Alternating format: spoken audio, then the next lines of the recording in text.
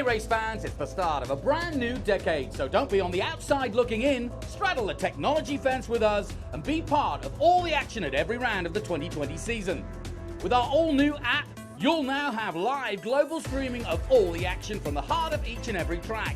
Live scoring, race highlights, replays, results and team and driver news. Everything you could ever want to be informed of the world of Trans Am and SVRA. Download now on Apple and Android, the only place to get your muscle car media. Getting the most out of your Classic can mean many things. That's why Heacock Classic Insurance is excited to sponsor the Trans Am Race Series. In addition to events, we have proudly provided insurance for race cars, classic cars, and exotic cars since 1989.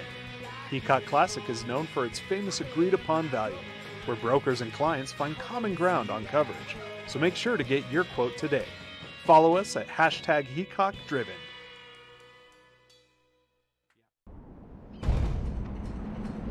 Land Rover has reimagined an icon, and in doing so, has created an SUV for the 21st century.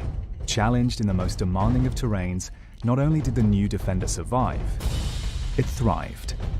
We knew the only way to honor its heritage was to design a vehicle built for a new breed of explorers as we reinvent the future of adventuring together.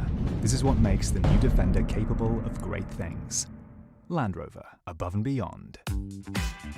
Maui Jim sunglasses were born on the beaches of Hawaii, designed to respond to the bright sun and harsh glare of the islands, all while enhancing the view.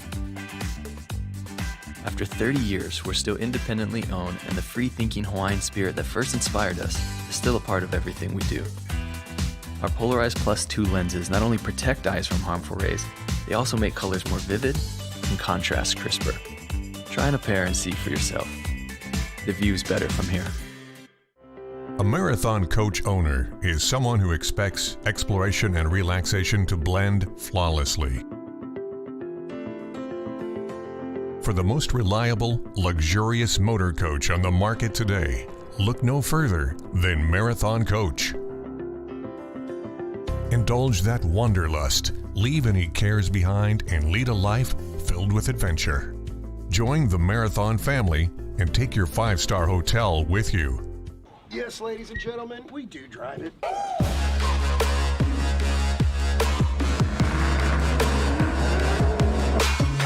But all of us in the pits want to know who's the ultimate grand champions.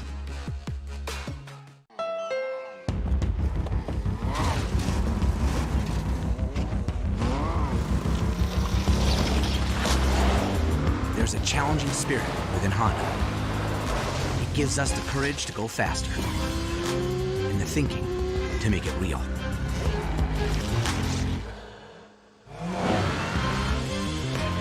Whether it looks like a truck, a sedan, or an SUV, inside is the heart of a race car.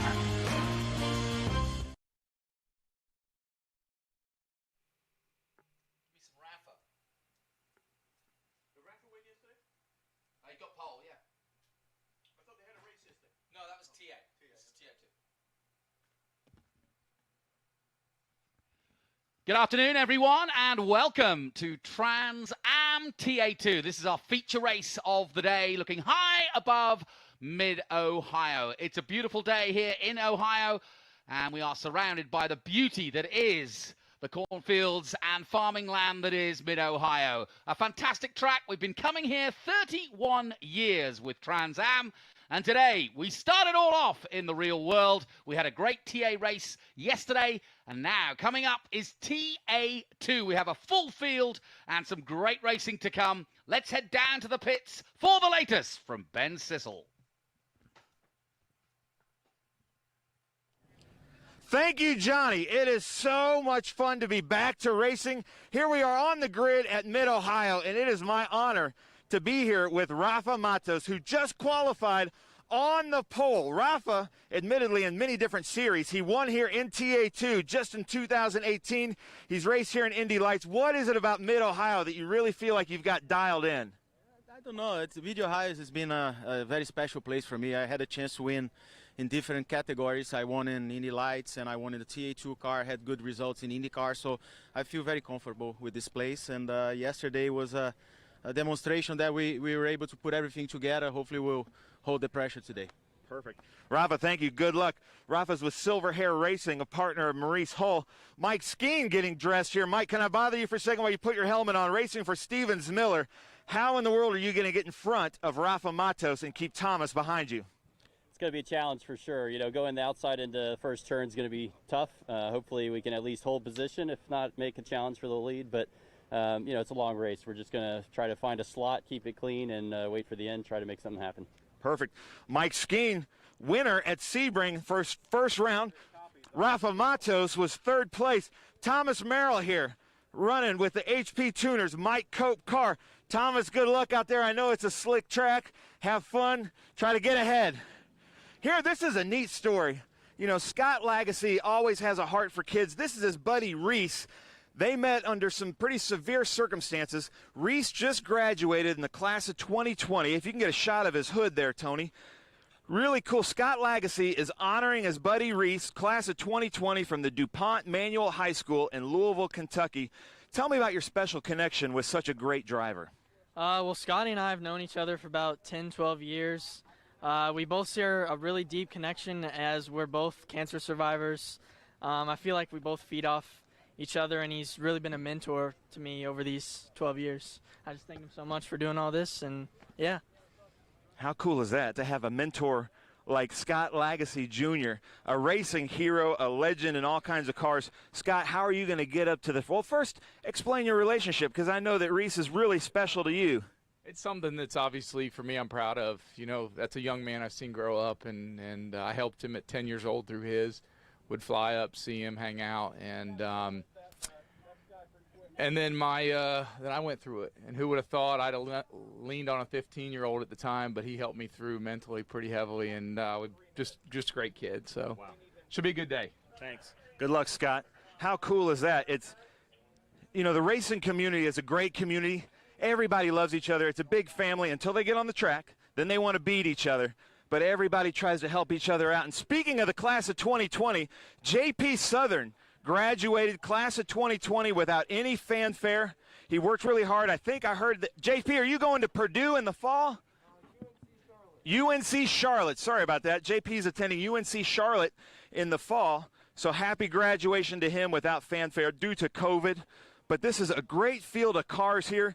Misha Goikberg, if you know anything about TA2, the greatest road racing series in North America, you know that the talent here in this top 12 is just unbelievable. This is also a global platform, which is really cool. They're racing this all over the globe, thanks to Chaz Howe. Jet Noland here had a great showing at Sebring with us. Tom Sheehan won this year's Ironman Award, meaning that he's just...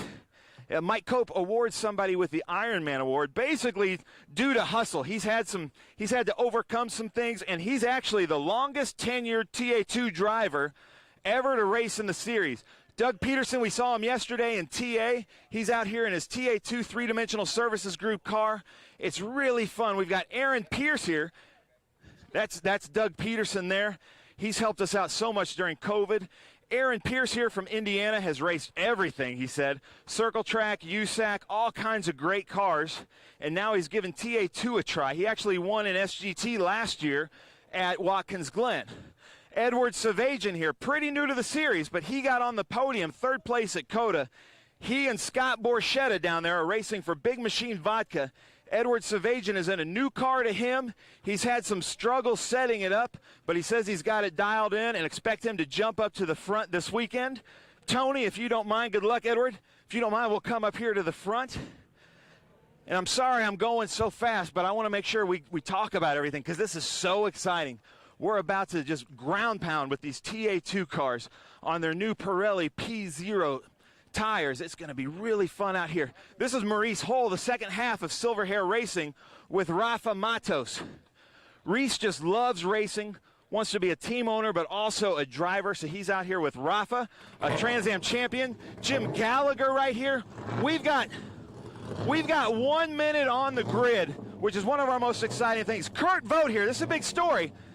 Kurt was racing in practice and actually caught on fire. You can go back and see it. Talking to his mechanic, it was just a tiny little pinhole, right, in the power steering that leaked onto the headers, causing a fire, making Kurt jump out of the car.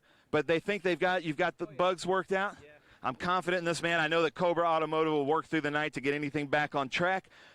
You know, expect to see Kurt jump up front. Like I mentioned, Scott Borchetta right here, Big Machine Vodka. This is Scott's first TA2 race. He's been racing here all weekend in other series, and we saw him on the podium all weekend in cars that actually might have more horsepower than this car. It's his first time in TA2 racing for Big Machine Vodka.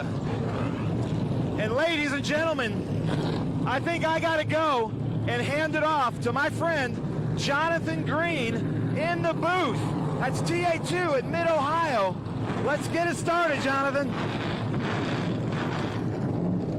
Perfect. Thank you so much, Ben. Clouds in the distance, but I don't think we're going to get any rain. And great stuff. We really got an insight there. Some really cool stories as we get back to racing. And if you were wondering, this is actually our second round, which is why Mike Skeen is leading the championship. He won at Sebring, but he got a bit of a break because the race win should have gone really to Thomas Merrill. But he broke down at Sebring.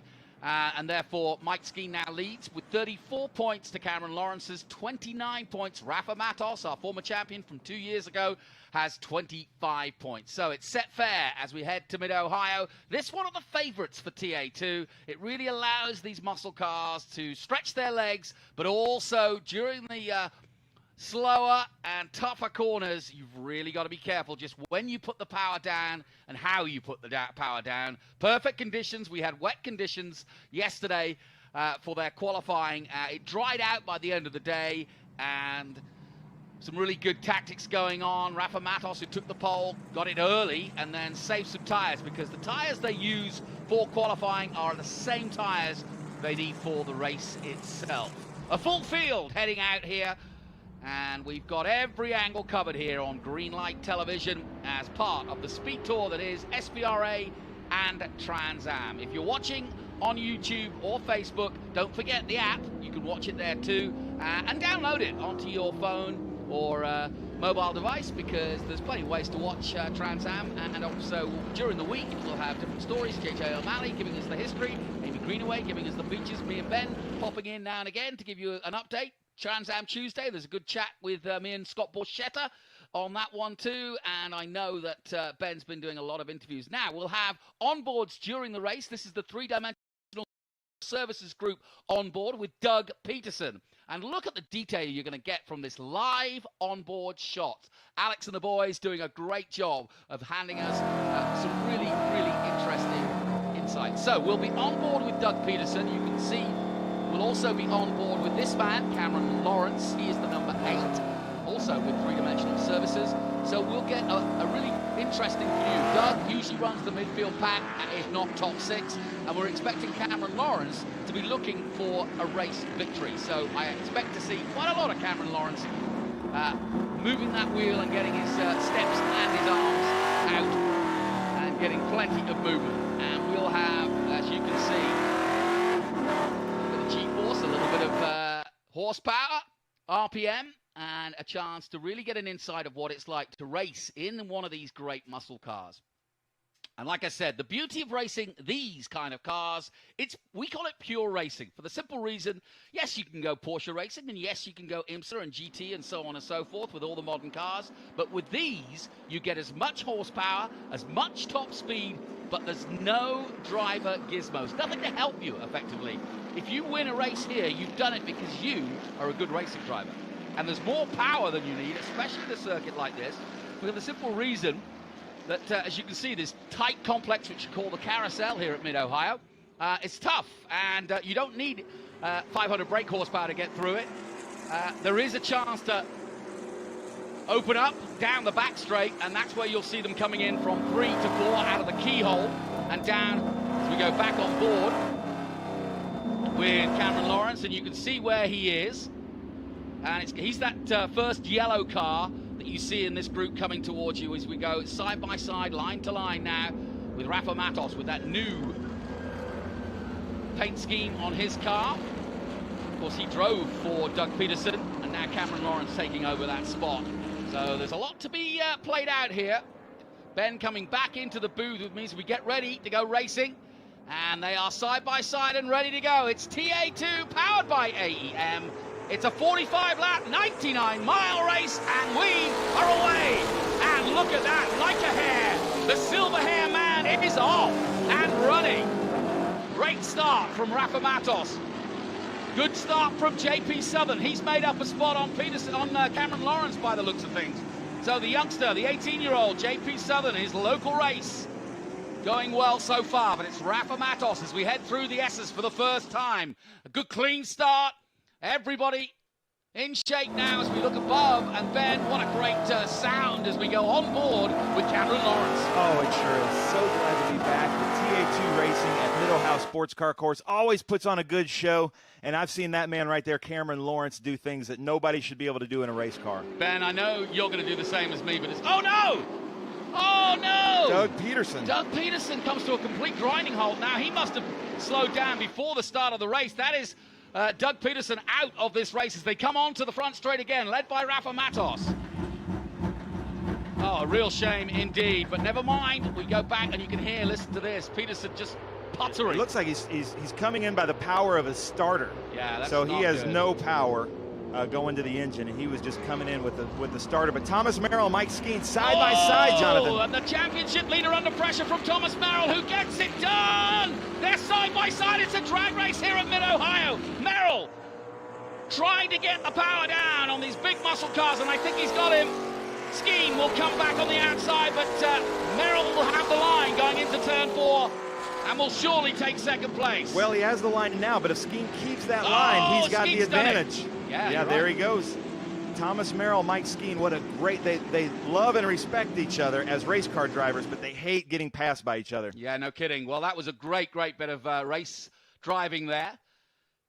No question about it, but still, look at this. Thomas Merrill all over the back of the white car, then the blue car. That's what we're watching, this battle for second and third place. As look, into the distance goes the March hare. That is the silver hair of Rafa Matos leading the way. Yeah, I think this battle for second has really given Rafa a good lead. And then you've got Scott Lagasse back there in 4th place.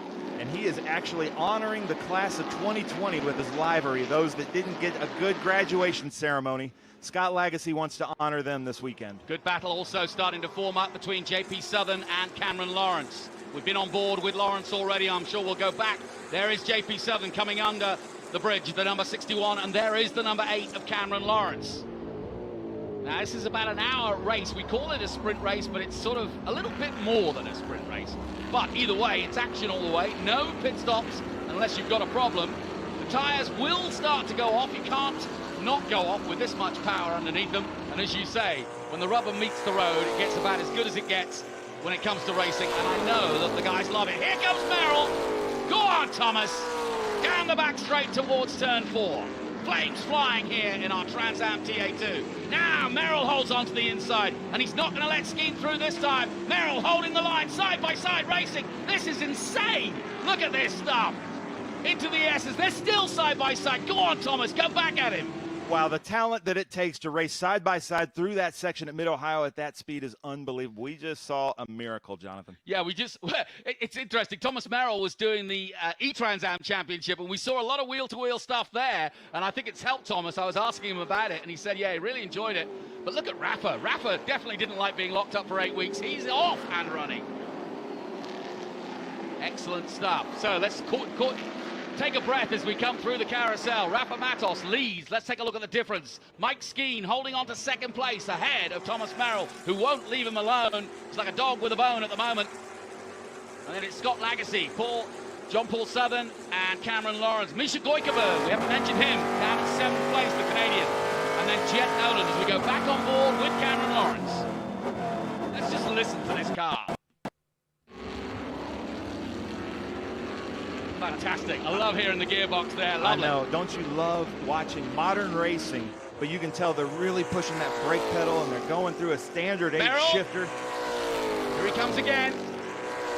Got his nose in front, but he's not going to have the line. And sure enough, Skeen says, not on my day. Back he goes.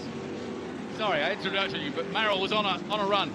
I love being interrupted by racing. Great crowd here at Mid-Ohio. They love their racing. They just want to be outdoors like our racing drivers. Meanwhile, Cameron Lawrence all over JP Southern as they go up the hill. We've got distinct battles. Matos is out on his own. Some, 100 yards ahead of this battle for second place between Skeen and Merrill. And just behind them, JP Southern's got the attention of Cameron Lawrence. And in between, Scott Lagasse Jr. on his own. Oh, and a lock up from Skeen. He almost opened the door for Merrill, but just was able to keep it. I think right now, Scott Lagasse's just thinking that he's in the right position just to wait for these guys to do something that they shouldn't be doing, and he's going to take over the position. But Mike Skeen and Thomas Merrill rarely make mistakes. I have to say, so impressed with JP Southern. This time last year, he was running a single-seater in F4 and F3. And now he's taking on one of our top men, Cameron Lawrence. There's Merrill! Oh, and he almost blew it. Had to bounce over the curbs at the keyhole. He almost lost his keys then. And there was no hole, but he's managed to keep going somehow. Now he's got the power. Boy, he gets that power down well. Look at him go. That really bodes well for Mike Cope and his race team, being able to make a car strong enough to withstand such punishment like that. Well, especially as he made a mistake going into the keyhole, so you'd think he'd lose drive, but somehow he's got ahead of Skeen. And the Liqui Moly man will have to fight again. It's 81 and 71, going wheel to wheel as they have throughout the opening laps of this, but it's still Rafa Matos by some 3 or 4 or 5 seconds at the moment. And you can, well, there's the gap. That's the way to look at it, is to look from above. And what a wonderful drone shot that is, really showing Mid-Ohio off. And the red rooftops in the background and the lush green fields of Ohio. And racing synonymous. We've been here 31 years, can you believe it? All the greats have raced here. This is a great battle right here. JP Southern, I got to give it up, man. He is keeping two-time TA2 champion behind him. Now, watch his hands as he puts the power down. And that was a really good example. Going through the gearbox, third gear now. He'll drop into fourth, just briefly, back up to third maybe. Look at it. Now watch him fight the car as he puts the power down. This is what you really see. Up to third again, towards the keyhole, down to fourth, maybe. No, he holds it in third. No, fourth gear. Now he'll drop it down to second. There you go. And I love seeing the onboards like that because you really get a chance to see how they're working it, how mechanical it really is. It's such a physical. Now watch him get the power on. A little bit of oversteer there. He's not putting it in gear, he's pushing it in gear. Yes. It's really fun to watch. He's even checking his mirrors. There's nobody around him, but he's such a good driver. He knows to check his mirrors on the straightaways. I'll tell you what, you can have Formula One. This is proper racing. I absolutely love it. These guys are working it at the wheel. The big three. Ford, Chevy, and Dodge battling it out back at Mid-Ohio, just the way it should be. You can hear how much power he's got underneath him. It's almost like that. It's like the car wants to get away and go racing on its own. Oh, great oversteer. The reactions are really good. I love seeing the onboards when they put the power down, lose the back end, and then just grab it. It's like go-karting, but with a much bigger go-kart. Yeah, and you can really tell with these in-cars. Thank you so much for providing these in-cars, because you can really see the edge that they are walking. He is driving on the edge. Yeah, look at it sideways there. This is a 100-mile sprint race in the purest form. These guys are sprinting the whole way. Now, the battle you've been watching is JP Southern in the 61. Lagasse going just ahead of them, and now he's caught up to the 77 of Mike Skeen, so it's going to be a good battle. Lagasse doing a really good job in the last couple of laps as they come to the keyhole, and he's right now lining himself up, Scott Lagasse Jr. He'll try to just straighten those wheels up as quick as he can, duck inside the rear wing of the 77, try to get a bit of a slingshot, and Scott Lagasse Jr. has had a tough time of late, both in the E-world and in the real world. But as you heard from his interview with you earlier, he is raring to go and racing for the graduates.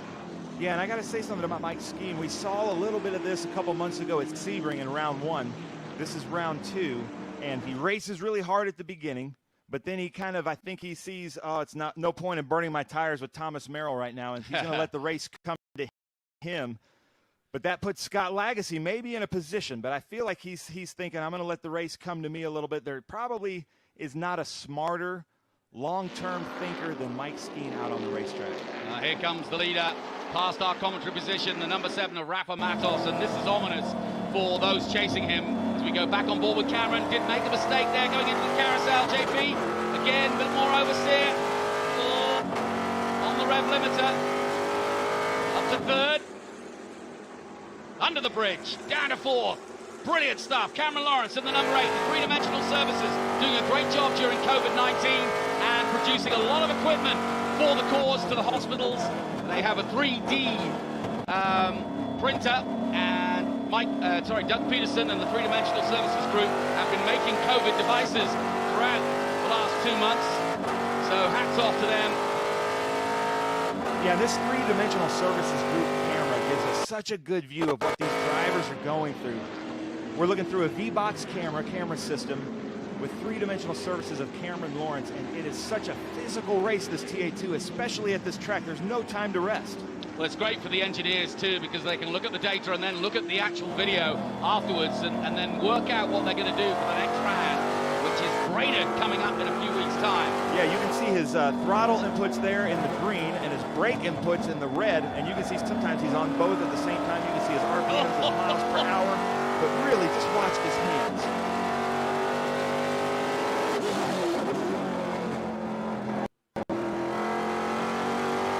Oh, you can sit and listen to that all day long.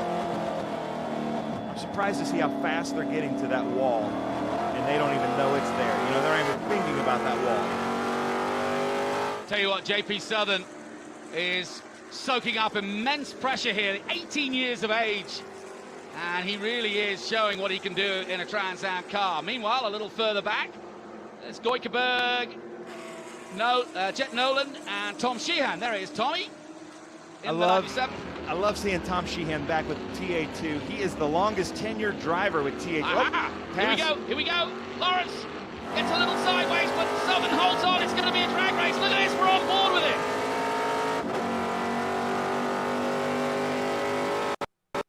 JP comes across to the middle of the track to defend his line, as well he might. But the line is with Lawrence. He goes on the inside of 4. They're side by side, and Southern holds on. I feel like the outside turn at 4 may be a little bit of an advantage setting up for 5. Whoa, look at this. That's Formula Drift right there. I think he knows he's got a camera on him.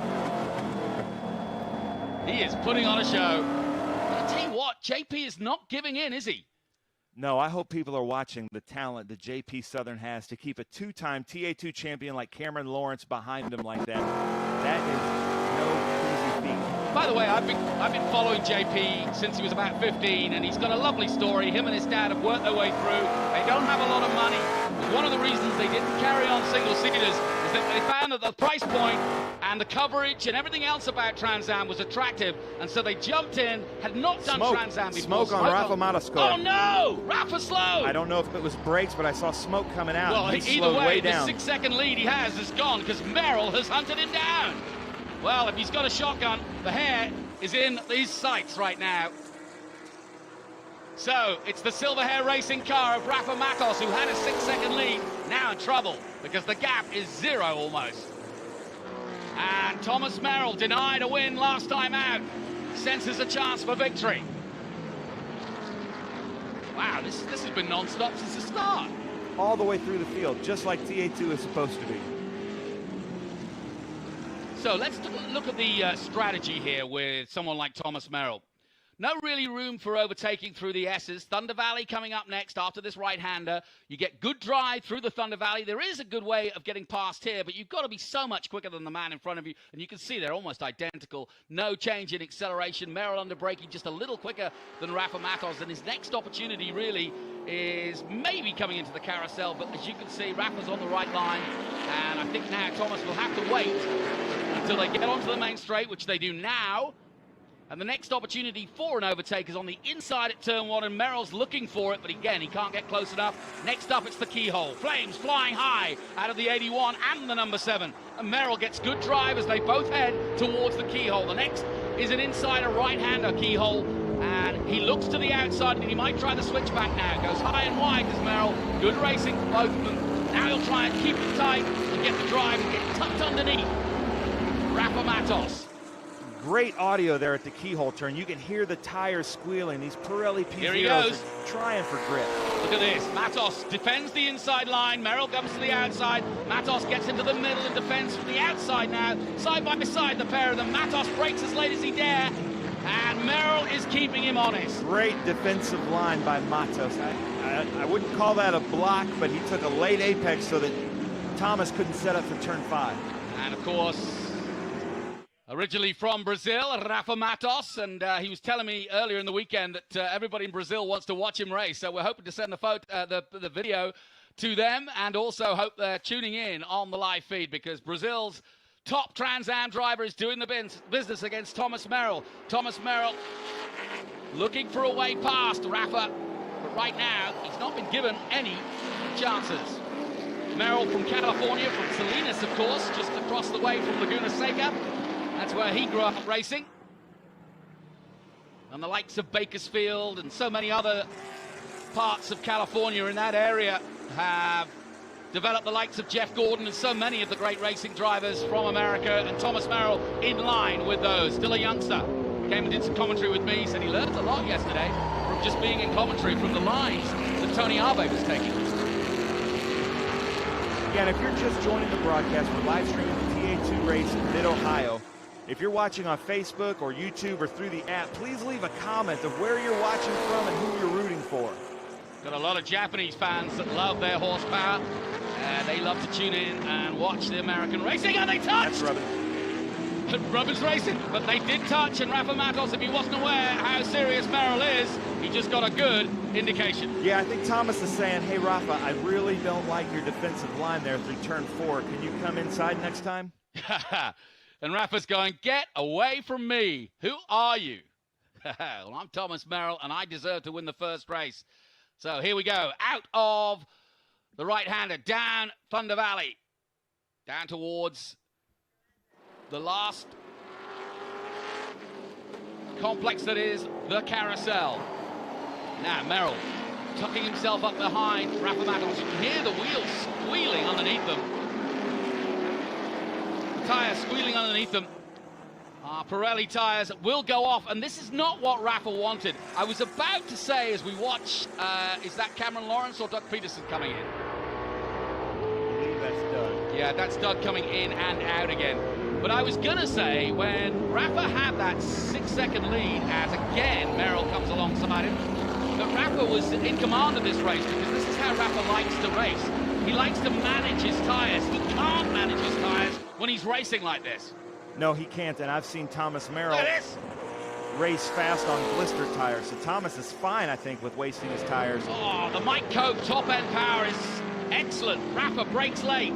Oh, they touch again, and Merrill says not this time. Away goes the number 7. In the grass. You definitely don't want to hit the grass too hard. It was just wheels off in the grass there, but those front splitters become lawnmowers, and they bring the grass into your radiator, and then pretty much they're forced to come in just to sweep the grass out of the radiator, and that would probably take them out of contention. I remember watching an IndyCar here a couple of years ago, Rossi and Sato going side by side like that, Rossi getting the better of Sato, and right now Rafa Matos getting the better of Thomas Merrill. Rafa Matos, a former IndyCar man himself, top rookie at one point when he first came over to race in Indy.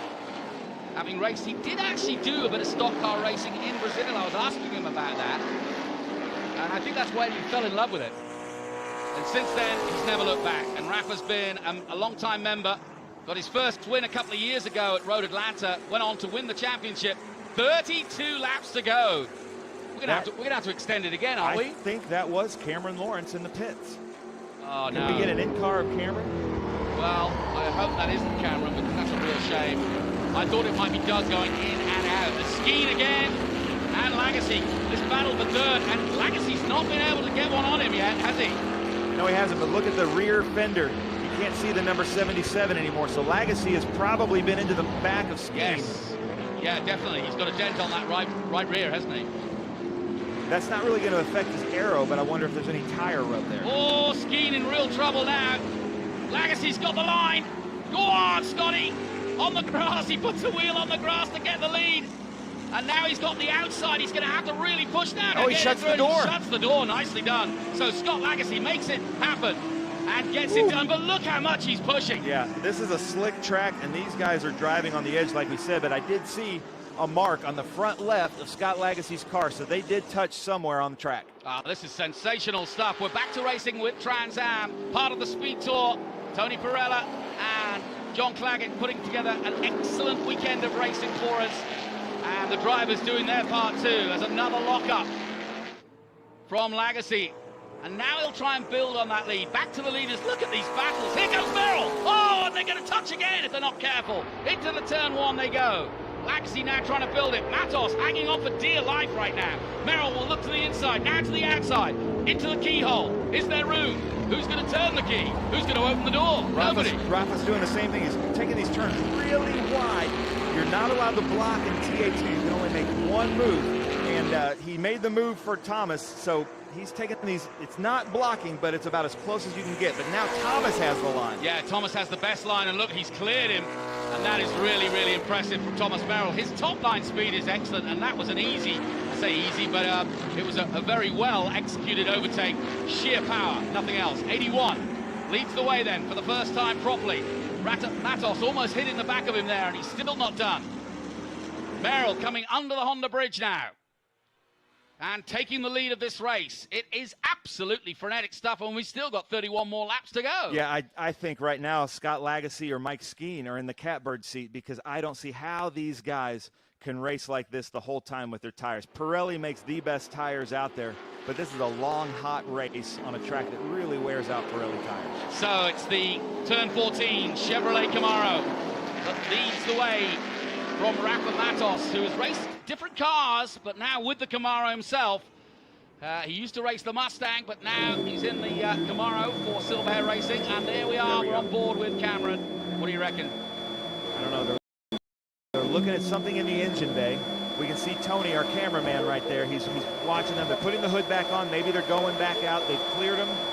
You can see they're talking to him. He's putting it in gear, but I can't tell. He's got something wrong in the engine bay. Maybe a belt.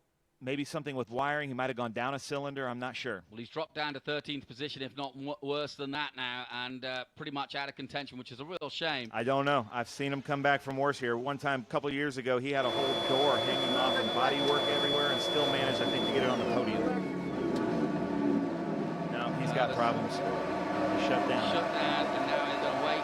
Try it again, maybe. That is really unfortunate for Cameron Lawrence, but also for us TA2 fans, because he is a great driver. Well, now look at this. Thomas Merrill starting to pull away from Rafa Matos. Gosh, we catch our breath there. That's all been frenetic stuff. And interestingly enough, in third place, not far away, as there's the gap. Merrill to Matos, just 1.047. Jim Gallagher in the pits. Sure, it's up Jim either. Merrill and Lagasse. Lagasse also putting in some quick laps, 1:53.4 last time out. There he is. And Lagasse now starting to haul in Rafa Matos. And Merrill is getting away now. Matos, I wouldn't say, is in trouble. And sadly, there's Cameron Lawrence wandering off kind of disconsolately, and you can understand why. A bad day for three-dimensional services, and usually they're one of the top teams with us. That's really unfortunate for the fans, because they always put on a great show. Sorry for Doug Peterson. I don't want to forget our story of Scott Borchetta at the beginning of the weekend, as you mentioned in the preamble, that Scott is in his first ever TA2 race. Edward Savagian of Dallas, Texas has been helping him out. And of course, as we mentioned, Borchetta has been doing the E-Championship, doing a lot of laps on the sim, and it's certainly paying off. I said to him, what expectations have you set yourself for your first TA2 race? He said, look, I'm not a fool. I understand these guys are the best in the world at Trans Am racing. If I can get anywhere near the top 15, I will be super ecstatic. He's 14. And look at this. Here we go, the big three. Ford, Dodge, Chevy, Scott Borchetta in the back, and that beautiful big machine vodka Camaro. Looks like he might have a little bit of grass on his radiator, so they're going to monitor his temperature. But look at this great race. Alex Wright right there leading it off in the Berryman Stevens Miller Mustang. Just behind them, Kurt Vogt, who you mentioned had that problem with the fire in the house, so to speak, ahead of Jim Gallagher in 16th. Morris Hull still 17th. Doug Peterson out of proceedings, as are both the three-dimensional cars. And I got to mention, like you said, Scott Borchetta right now currently in 11th. If he can gain one more position, he has met his goal in this first TA2 race, which most people would have thought is an impossible feat. I think he's already made it. He said to me top 15, he's 14th, so I reckon that he's happy. Sadly, his teammate, Edward Savagian, who's had trouble all weekend in a brand new car, looks like he's only gotten 4 laps and is, I think, in the pits. Well, no expected pit stops unless you've got some sort of problem. So if you're coming in the pits, you're pretty much saying you have a serious incident of some sort that means that you've got to get your engineers involved. No tyre changes. They do the whole 100-mile race with the same tyres and qualify on those tyres. So by the end of it, they're pretty run ragged with the power that they're putting down to the ground. Well, Rafa has recovered a little bit. But this is a good three-way battle, isn't it? And like you say, it's a classic Trans Am battle. The ponies. Oh, listen to those tyres. Those tires are just screaming for grip. Yeah. They're screaming to be left alone. BA doing a good job of giving us a fantastic shot through the keyhole. And down towards turn 4 again. Mike Hull still in 13th position, then Gallagher. Further down, Pierce, Savagin is 17th, but is in the pits, as you quite rightly point out. And that's not good news for him. Now, Lagasse Jr. is catching in 3rd place. The more I see the live timing, the more I realise that Lagasse is back in this one big time. And here we go. It's all going to come down to this. Lagasse is all over Matos. This is the battle for 2nd place. Jonathan, you know what that means. I don't mean to start drama here, but there's no love lost between Scott Lagasse Jr. and Thomas Merrill. And if they go head-to-head here at Mid-Ohio, you do not want to turn your head from these leaders because it's going to get really crazy. All right, looking forward to it. So this crowd here are getting real. And you can see what Scott Lagasse's done in the last lap. He's in the grass. You know, Scott Lagasse, you know, he's a dirt racer. He's NASCAR. He can race anything fast and would. He said, if we had a lawnmower race, I'll ride my bicycle to your house to race lawnmowers. It doesn't matter. He just wants to race. He loves it. It's in his blood. But he's ready to race hard against Rafa Matos and try to catch up to what I would consider an arch rival in Thomas Merrill. Yeah, you're absolutely right. Lagasse races almost every weekend in different types of racing, and I think that really does keep him strong. Racing on the dirt, racing on the asphalt, racing in stock cars, racing in Trans Am, and here he comes again. Looks to the inside now, surely. No, he decides to stick behind Rafa because he knows Rafa's wiser than that. He'll maybe look to the keyhole. And Rafa will defend on the inside, I'm sure, but he sticks to the middle of the rows, keep looking in his mirrors to see where Lagasse's going to go, but Lagasse's just Tom Sheehan off at the carousel. Oh, no! Yeah. Oh, where are you going, Tommy? That was a big move. Luckily, he's recovered. Yeah, good save by the Iron Man. Yep. All right, here comes Lagasse now, down to the back end to turn 4. Oh, he had a look, didn't he? He had a look. They're coming up to back markers, though, now. And this is where it's going to get interesting. Yeah, Rafa's going to have to pass his teammate, Maurice Hall, in the other silver hair car. Well, he should let him by. Should be. There's Misha Goikerberg looking down. You can always tell Misha. No, brightly colored card. Oh, that's Merrill leading. I think that's Merrill up front. I think that's Maurice Hall there in front of Rafa. So Merrill leading by 4.3 seconds. So Thomas doing a really good job of pulling away from Rafa. But look at the pressure Rafa's under as Lagasse almost comes alongside, but holds on until they come to the carousel, and maybe they'll use a little bit of back marker. And look who at gets that, out of the way. Maurice. Great job by Maurice to get out of the way. He knew what was going on. He's looking in his mirrors. Nice job by Maurice Hall to get out of the way, let his teammate by. Here we go. Lagasse is done waiting. Rafa can do nothing about. He's a sitting duck at the moment, or a slowing hare, whichever you prefer. But the silver hair racing man knows he's under pressure now, because here comes the 92. He jigs to the inside. He goes back to the outside. I think what he's looking for is an overtake of 4. Meanwhile, Ski going through on the back marker. Yeah, and right there, that's Maurice Hall, and you can tell that he's got grass in his radiator, so maybe he's slowing down, maybe he's seeing his temperature come up. He might need to come into the pits to wipe that grass off, but Maurice Hall was a great racer, great guy, huge supporter of TA2, and that's his man right there, Rafa Matos. Yeah, I remember last year's race, we had a lot of guys getting grass in the radiators and having to come in and take it out. 25 laps to go of pure adrenaline and muscle car racing. This is crazy. We haven't We haven't been breathing. I So much action. I need to be a passenger in the drone. It's the only place quiet around here. I said, take your breath. Take your breath away. Fantastic stuff. So down the Thunder Valley they come, thundering through it, quite literally. Edwards Evasion back in the pits. I'm so sorry Edwards is having bad luck with his new car, but I expect him to be on top in TA2 anytime soon. Great shots from Rachel, our cameraman at Vogt, doing a great job of showing us how sideways the 92 gets every time he comes round the carousel.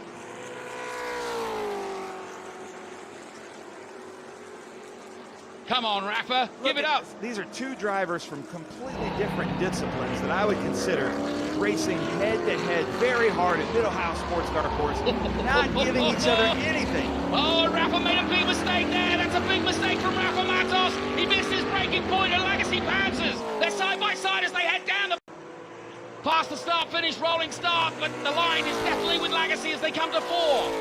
And Lagasse's finally got him. One mistake is all it took. And that was an excellent overtake by Scott Lagasse. He's been working that for some 6 laps. He finally forced Rafa into a mistake, but I can guarantee you, the man from Sao Paulo, the boy from Brazil, will not hold off in trying to come back at him immediately. Look at this. Switch and change. Come on, guys. It's like ballroom dancing, this. Oh, man. And now, right now, Dorsey Schrader, Stevie D, Terry Earwood are in race control just sweating because we've got Scott Lagasse trying to hunt down Thomas Merrill. And by the way, you know, while these two battle, JP Southern's caught up with him. Look at that. JP Southern is right there, look. That's Skeen. Sorry, Mike Skeen's right there, but JP Southern is also coming fast. I'm looking at the lap times. JP just did a 150.7. That's 3 seconds quicker. Come on, JP. We are rooting for JP Southern. 23 laps to go. And who are you guys rooting for at home? Leave comments on our Facebook and YouTube. Tell us what you want to see. But you're not going to want to take your eyes off of this battle right here. This battle for 2, 3, 4 right here is unbelievable. Now, Skeen was in a battle, our championship leader, earlier in the race, and now he's kind of got away from that. He's able to run his own lines and his own time, and I think he's got into a rhythm that's allowed him to catch up with these two. He, of course, is our championship leader, but only a slight lead after Sebring. Yeah, but one of the smartest men in TA2 is Jim Frazier, who's his mechanic and crew chief, and he might have told him, hey, hold off, let the race come to you, save your tires, or we're really going to show them what we have here at the end. So expect maybe 15 laps to go to Skeen's lap times to go up. Really important race this for Thomas Merrill. He's currently 14th in the championship. And meanwhile, Rafa Matos looking for another win. The man who was the 218 champion in TA2, 3rd last year, and looking for another championship in Trans Am. Scott Lagasse Jr., of course, 4th in 2019.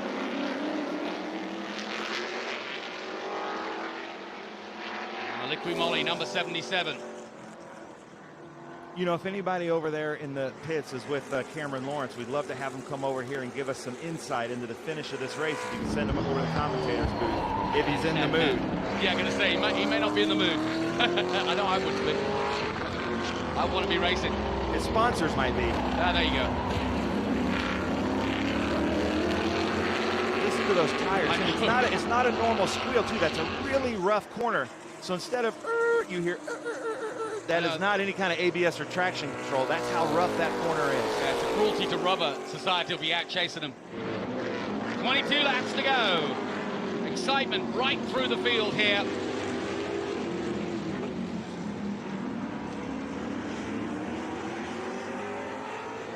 Rafa Matos holding on for dear life, literally under pressure from Mike Skeen. Currently in 3rd place, Rafa. I am nervous, Jonathan. Are you nervous? Yeah, it's my great. heart rate has gone way up. I think my heart is beating faster than some of the drivers. It's good. I'm right with them. I'm racing with them. And you can see you don't need a graphic to tell you that Scott Lagasse's with Matos. Look at that. Now Skeen is coming up on Matos. I think maybe Matos burned out his tires, or maybe he's thinking, I'm going to play the long game. Yeah, it's hard to work out because I think he must have had, well, I think he must have made a mistake. He had a 6-second lead. So it may have been a mistake we didn't see. That's all I can presume. But either way, great stuff.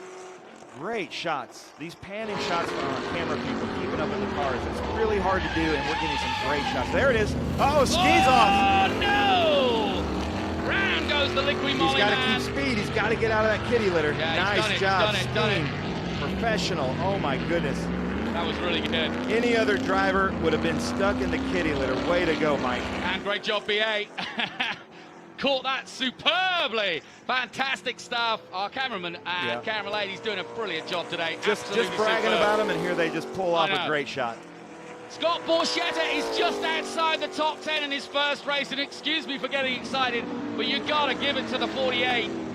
Oh, we're all rooting for Scott Borchetta. Look at the dirt coming off Skeen's car now. He's dropping rocks everywhere. So basically, when we talk about racing in the marbles, they're basically all going to be racing on marbles there at turn 4. So it's all going on. What a race. Great shots again. You can see all the stuff coming out of his car, because basically these cars have just one solid tray underneath them, and when they go in the kitty litter, they just collect pounds and pounds of this little pea gravel that he's now distributing all over an already slick track. Yeah, so just getting news from the stewards that the 77, and of course that's Mike Skeen, had to, or got in trouble for making avoidable contact. And Rafa Matos, we reckon that was smoke from the power steering, as through goes the 81. And Merrill keeping on, as they say. Yeah, Thomas Merrill, every time I see him, I keep just getting impressed. He's got to be wearing out those tires because of the first 20 laps of this race. And now he's got 20 laps to go, but he's got a big lead. And I think right now Mike Cope and his team are on the wall saying, hey, you can slow down a little bit if you want to. But I think Mike Cope is also probably alerted, and the next person behind him is Scott Lagasse. Yeah, and Thomas has got a 7.7 second lead. We'll see it here as he comes up to Thunder Valley. But he's got clear air in front, clear air behind, but 7 seconds is, well, it's a country mile, really, in a motor race. Anything over 1.5 seconds, and you really are in the comfort zone. And that's exactly where he is right now. And if you're wondering what we're talking about with this Thomas Merrill-Scott Lagasse Jr. rivalry, all you have to do is go back on the Trans Am YouTube page, go back in some of the archives that Greenlight has provided, and you'll see exactly what we're talking about, because these guys have really gone head-to-head at some of the races. Now there's Scott Lagasse. And as the leader dived under the bridge, now is when Lagasse dives under 2, so there's quite a big gap, 7.9 it continues to be. Matos dropping off, and we think it could be a power steering issue. There was smoke coming out earlier on. Lagasse just barely got Thomas in his sights. And like I said, Lagasse's racing for the class of 2020. And then the class of 2020 is really showing up in 5th place right now. J.P. Southern graduated as a class of 2020. Yeah. Just graduated 3 weeks ago from high school. And as you found out, he's heading off to university. I gave you a bum steer there. I thought he was off to Purdue, but he's still going to college. It doesn't matter. Tom Sheehan in the top 10, doing really well, even though he had an off. I spoke to Jet Noland at the grid. He's racing the number 66 with Mike Cope Racing. The Nolan's Roofing Cypress Hunting Ford Mustang, and this is kind of his first foray into road racing. He's raced a little bit of race karts, but he does dirt and late model, and then he's racing in the truck series with NASCAR. Is there going to be another turn to this race? Wood jigs out against Wright. This is the battle for 9. Yeah, this is the chance for Scott Borchetta to work his way into the top 10. I know, he's just outside of it at the moment, and I know he's just waiting for these two to make a mistake. Yeah, I can see his crew, and they are anxiously on top of the wall. Edward Savagian is in, and now they're all in on Scott Borchetta making it in the top 10. Still quite a gap between Skeen and Matos. This is a good battle. Great battle. It's been going on since lap 18, I think. And Borchetta in the 48. He's had a busy weekend to Scott Borchetta. He has. You know, I'm also, we've been announcing the Trans Am races, and I'm the podium guy with the SVRA class, and he's on the podium all the time because he races in 2 or 3 classes in SVRA, and now he's racing in TA2. He's probably going to come away putting 2,000 race miles on the cars. does it on the sim, he does it in real life. And he really is passionate. He was showing us his fantastic car collection. There's Jet Nolan right there, the number 66. He had a really great showing with us at Sebring, did a really good job with Mike Cope, and he's really trying to just get some traction here in the road racing. Yeah, Jet Nolan from Groveland, Florida, now lives in Clermont, Florida, and he's 9th in the championship at the moment. Got a top 10 last time out at Sebring. In fact, it was 9th position he got at Sebring, so keep an eye on Jet Nolan, just 16 years of age. That's Scott Borchetta in the top 10 right there. Jeff Wood and Jeff Wood passing Alex Wright from the Berryman, right there in the Berryman Ford Mustang, and Scott Borchetta just followed him through and said, thanks for holding the door for me. That's very polite of you. Well, it's called the keyhole, that's maybe why. That's good. I gotta remember that. Quick. I've been waiting for it. And they're coming up on Jim Gallagher, who had to come into the pits. So Jim Gallagher obviously has something wrong, but he's staying in the fight, and we love that. Wow, this is a great debut from Borchetta. Yeah, I've been amazed with Scott. We've been following him for about 3 years when he's been in this vintage racing series, and now he's trying his foray into pro racing with Trans Am in probably the hardest category, and he is looking really good. Gallagher getting out of the way. Good sportsman-like driving. Closes the door a little bit off Borchetta there, but he had to get through the left-hander. The race is on. Yeah. Looks like he might be giving it. But Borchetta, he's a smart racer. He's not going to take any chances right now with 17 laps to go. He's met his goal. You know, I just love it. I mean, we get excited for Borchetta because he's a music businessman. He's been very successful in the music business. So racing isn't his, you know, this is not what he's been doing all his life. He's passionate about racing. He's go-karted. He sent me a picture of his Johnny Lightning go-kart. And, of course, Al Unser Jr. is here this weekend, the Unser family. Alex Wright trying to take it back to Borchetta. Yeah. But you're right talking about that. You know, we spend so many weekends with these drivers and crew, and we are a family. The Trans Am paddock is like nothing else with camaraderie. And so we root for everybody just to have a good, clean, safe race. We're not rooting for winners. We're rooting for everybody to have a great race. I'm rooting for Misha Goikenberg right now. Look at this battle for 5th place. JP Southern and Misha Goikenberg. Goikenberg's got a lot more experience than the youngster JP. Yep. Misha's been with us for a fair few years now. Gets a lot of good coaching. Yep. Always one of our top drivers, Misha Goikenberg. He's actually here. BC Race Cars place is in Canada. Yep. And due to COVID, you know, he was afraid of getting across the border and doing all this stuff and having to self-quarantine. So Mike Cope said, Misha, you can come race at BC Race Cars with us. I was just talking about the camaraderie in the Trans Am paddock. Yeah. And there it is. A competing team said, come race with us. Now, what's going on here? That's Maurice Hall, sponsored by the Unwilling novel. He's the teammate of Rafa Matos. Obviously problems. I pointed out a couple laps earlier that he had grass on the front from the splitter. And it looks like JP just closed the door on Misha Goikenberg he really lost a lot of time, momentum, yeah. Nice job, JP, I think. Yeah, I'm sure Misha's not saying that. Yeah, exactly. Good battles all the way through the field. That's unfortunate for Maurice. He's a great driver, good friend. He's a huge supporter of the Trans Am Series. Obviously, with sponsoring Rafa, it stinks that he's out. Yeah, it really does. And, yeah, he'll be back again, I'm sure, at Brennan. And we're now getting down to the business end of this TA2 racing. This is the second round of the championship as Maurice Hull pulls out. They take a look under the hood. Looks like they're looking at the belts. Just something, maybe he's overheating, maybe the brakes. That's where the belts would be. Maybe they're looking underneath there. I heard power steering. They're at power steering. Yeah. We've had some power steering issues this weekend. Yeah. Well, either way, real shame. There's a lot of turns and a lot of bumps. This power steering would definitely take a beating at Mid-Ohio. It's up here. So as they pull over the problems for Maurice Hull, we go back to the racing. And Misha Goikenberg trying to get past the youngster JP Southern. He comes from a long way back, but he's not going to do it here. Into turn 4, down through the gearbox into 2. Staying in second gear through the left-hander and then down the hill into the S's. This is Ford versus Chevy, a Russian versus an American. Doesn't get much better than this. That's perfect, isn't it? Now, up through the gearbox and back up the hill. Up towards Thunder Valley. Misha Goikerberg closing in again on JP.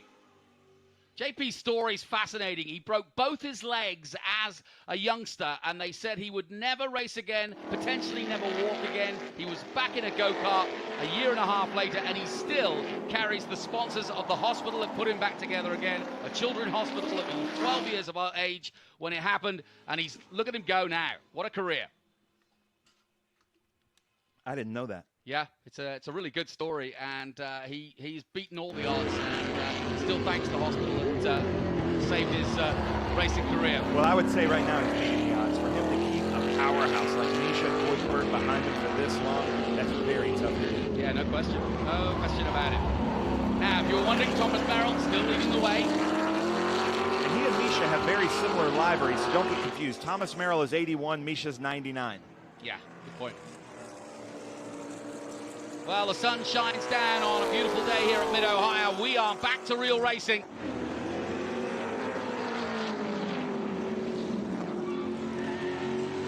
Oh, and a mistake, a massive mistake there. He completely missed his braking point. I think his foot must have slipped off the pedal there because he just didn't brake at all. Or he may have a mechanical, but either way, Misha Goikerberg, I'd love to see that again because he just kept going. He may have hit those marbles that Mike Steen laid down. Yeah, good point. But either way, that battle is done and dusted now. JP Southern can breathe a sigh of relief. Yeah, but back with our leader. Here he is, Thomas Merrill. And you got to give it to the kid. He deserves this the way he's driving. Yeah, but remember what happened at Sebring. He had a pretty good lead until the, third to last lap or second to last lap.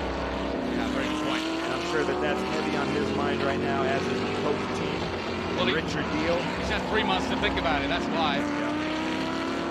34-year-old Thomas Merrill from Salinas, California. I've been so impressed with Thomas. He's an instructor, great guy.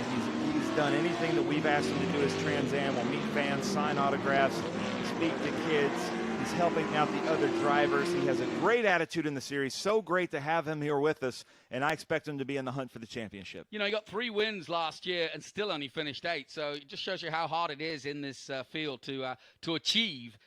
And there you see the gap, though, 7.4 seconds. That's a handy, handy gap. And again, Gallagher getting out the way here down Thunder Valley. I really like that paint scheme on Gallagher. It really shows up.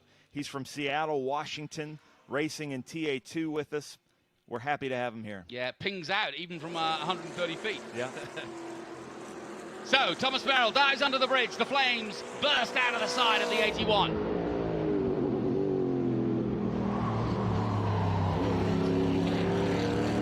I always wonder how hard it is when you've got this much of a lead to concentrate, because really, it seems like that's where they were last time they came through, about 6 laps ago. It looks like Scott hasn't really gained too much on Thomas. Let's take a look at the times. Last time out, a 127.4, and actually Thomas Merrill was quicker, a 126.8. So Merrill is in control with 12 laps to go. And these are some of our top drivers right here. Thomas Merrill, Scott Lagasse Jr.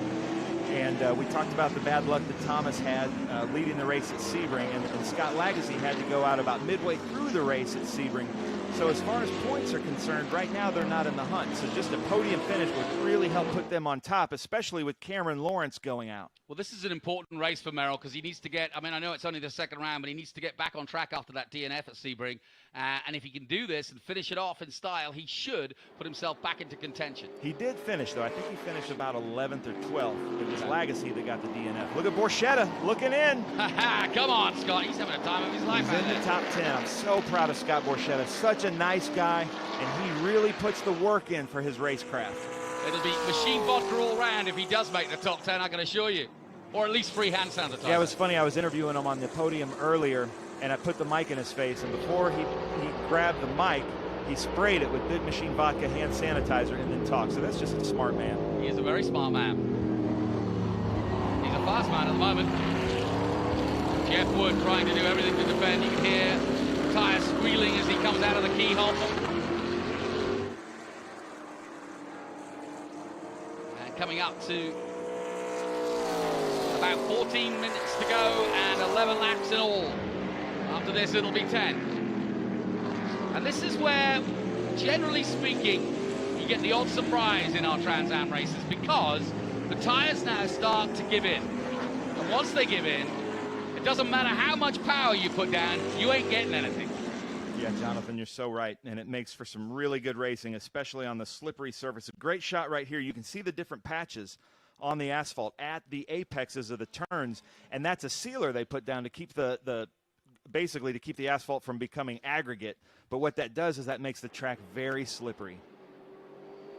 Yeah, of course, it's a very green track this weekend because hardly any racing going on in the last few months. Borchetta pops out again.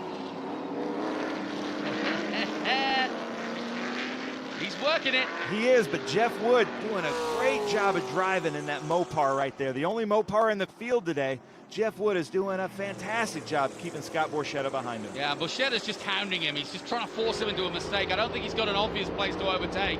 And now here comes the leader on the back of them. This could shake things up a little bit. Yeah, Thomas knows that, Thomas doesn't have to make any Thomas is smart enough to let Scott Borchetta and Jeff Wood have their own race. He knows Lagasse's behind him quite a bit. He's not going to force anything. He's going to try to get him here. Borchetta's wondering who's behind him right now, and now I think he's realized. There he goes. Thank you, Scott. Good move. But he doesn't want Thomas to get between them. Scott's having his own race. Yeah. So there we go. Look at that. Jeff Wood. Thomas, giving be careful, Thomas be careful, room, be careful. That's fine. Jeff Wood's doing what he should do. And now Borchetta's going to try and follow him through. Go on, Scott. Oh, he thought about it. Go on, Scott. No, he can't. Yes, he can. Oh, he gets sideways almost. And that was, I said it could get interesting. That always leads to something new if the leader comes through, because you have to go offline. And Borchetta nearly got through with the leader and got through on his opponent. And that would have been a really good, clever, smart move. Yeah. And as it stays the same and Merrill gets through all three of them, and he's got to be careful too, because situations like that can change a race in minutes. Yeah, and look at what's happened now. Alex Wright has caught up, and we're back to having the big three battling it out for 10th place. Yep, exactly. So across the line they come. It's breathless stuff, this. At the moment, Thomas Merrill leads Scott Lagasse, leads Rafa Matos, who had a power steering issue, we believe. Mike Skeen still 4th, JP Southern still 5th, and Misha Goikerberg chasing him in 6th. Jet Nolan is 7th, Tommy Sheehan is 8th, Jeff Wood and Scott Borchetta, what you're watching right now. Jeff Wood looks like he has some brass in his front air scoop there, which could overheat his engine. It doesn't look like it's too much, but I know that his staff and his crew, and he's probably monitoring that as well as watching Borchetta. He's probably looking up at his mirror more than he is out his windshield.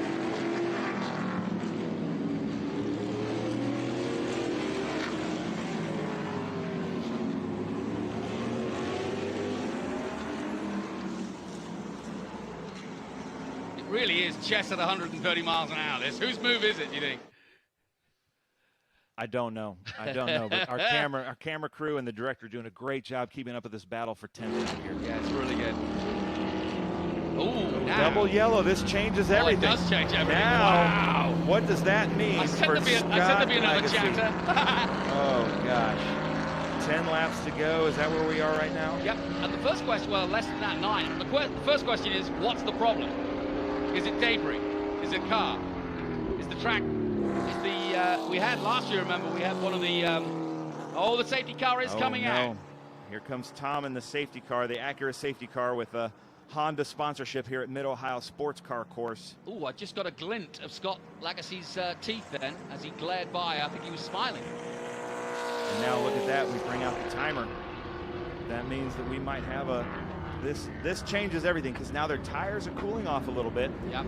The steward, Stevie D, right now, I wish we had a camera right now in the steward's office, because Dorsey Schrader, Stevie D are just going crazy trying to sort this out. We got to make sure that Lagasse gets in front of Jeff Wood, put everybody back in order. Yep. All the while, these guys have to catch up. So the pace car has to go slow enough for them to catch up, but we don't know where the trouble is. And we don't know the nature of the trouble just yet. Maybe it's the debris that we left around with Skeen's off to the kitchen. We're not seeing the calling. And we've got information from the stewards that it's car 7 slowing at turn 8, and that's Rafa. Oh, no. Yeah. Come on, Rafa. Yeah, it is, you know. Oh, that's terrible. I don't remember Mid-Ohio being this hard on cars in the past, but it always provides for a great TA2 race. And you know, we should talk about this TA2 platform, because this is such an American platform, as you have the big three here. But like, as we were talking about, you know, I grew up here in America, so these aren't that exotic cars to me. But with anybody else, these are really exotic cars. So like, we've got TA2 Asia, we've got TA2 Europe, and TA2 Australia. Yeah, and I know they're watching in New Zealand right now. They get up early to watch this on a Monday morning. I know they do. And we've seen TA2 Australia, New Zealand, Asia, Europe. We're seeing what you guys are doing, and we are big fans. Keep it up. You guys are there he killing is. it. Look, there is the hair, the March hair. Rafa is out of the car by the looks of. No, is he? Or is that? No, that's. But it's definitely Rafa. Well, they had to do a double yellow there. No, he's conked out right on the exit. That's a horrible place. Yeah, he must have really had mechanical failure. Maybe he was trying to limp it in. That's a tough break for Silver Hair Racing. Maurice Hull, Rafa Matos. They've had a rough go of it. Rafa finished on the podium with us at Sebring and was doing really well in the points. He's 2018 champion. So there we go. Scott Borchetta just moved up the ladder.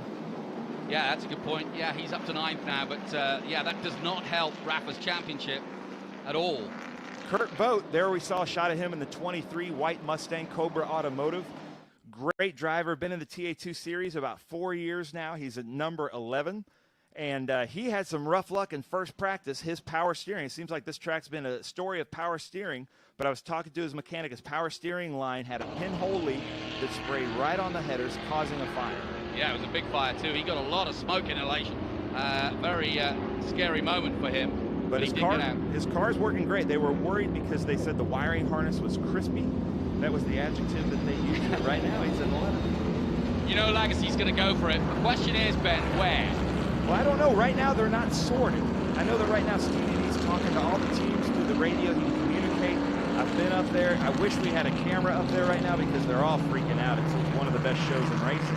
And we've got Dorsey Schrader, Trans Am legend, trying to sort out and communicate where each car goes. So right now, I feel like Scheme should move up in front of Jeff Wood, but they're just going to take some time, and we haven't seen if the Silver Hair Racing car of Rafa Matos has been moved as we watch the Homatro safety team of Mid-Ohio.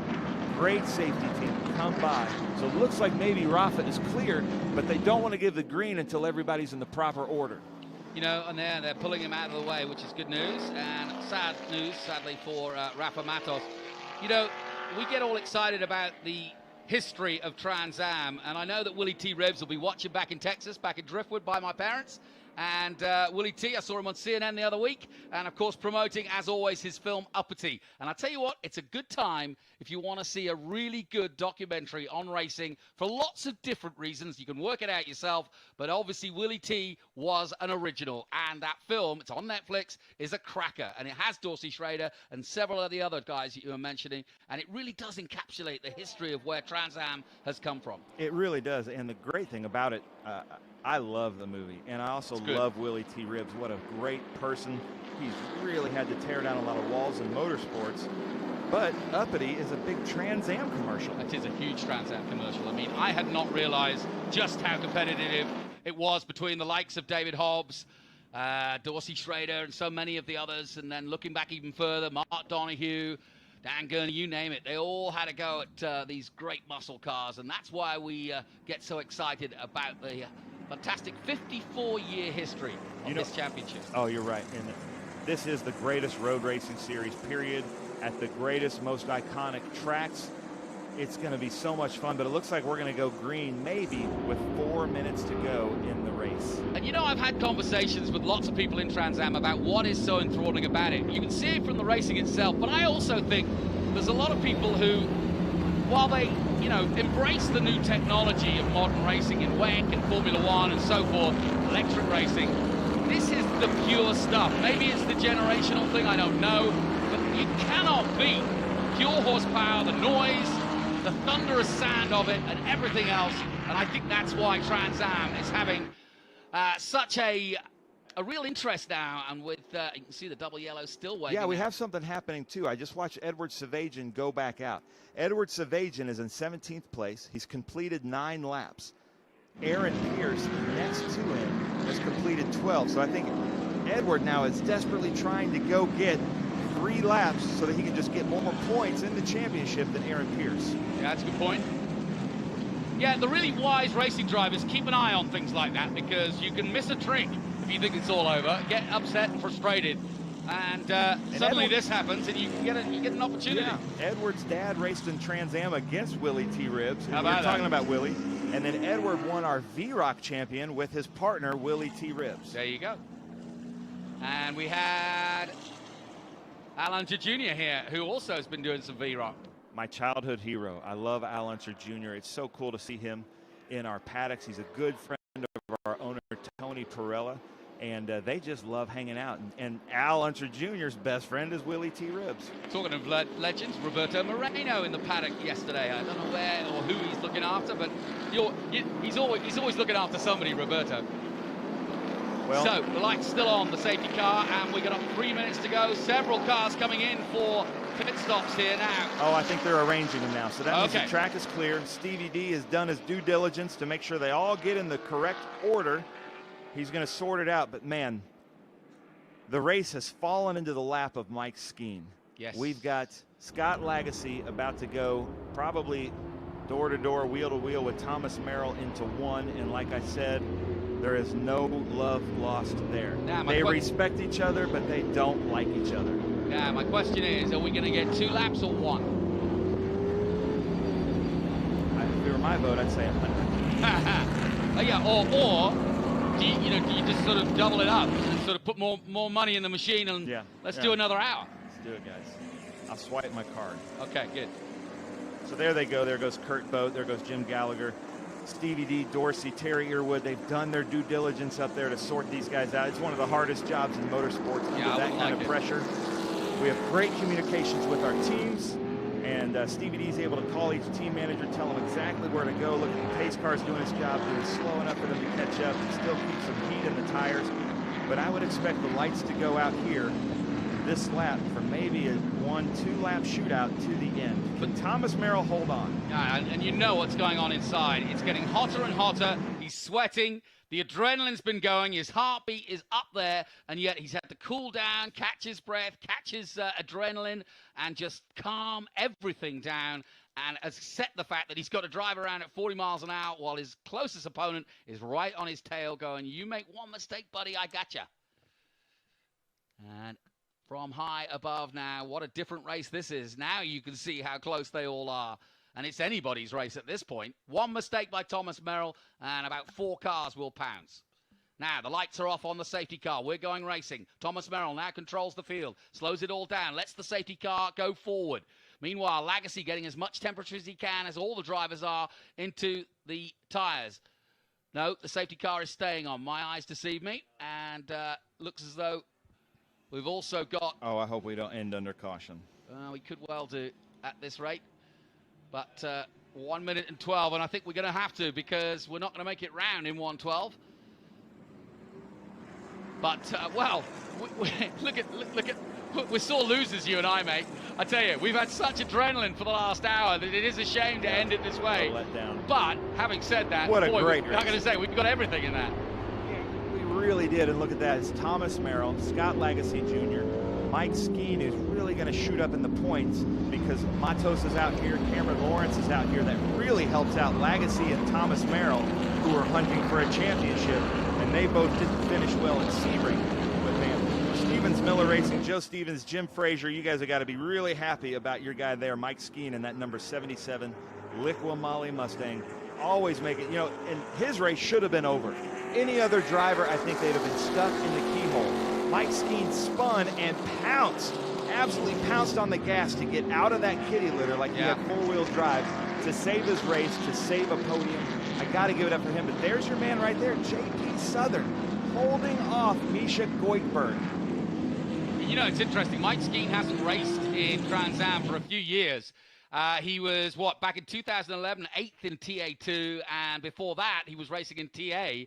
And so it was a real welcome back to him to come into the Trans Am Series again. And his first race all the way back in 2009 at Road Atlanta.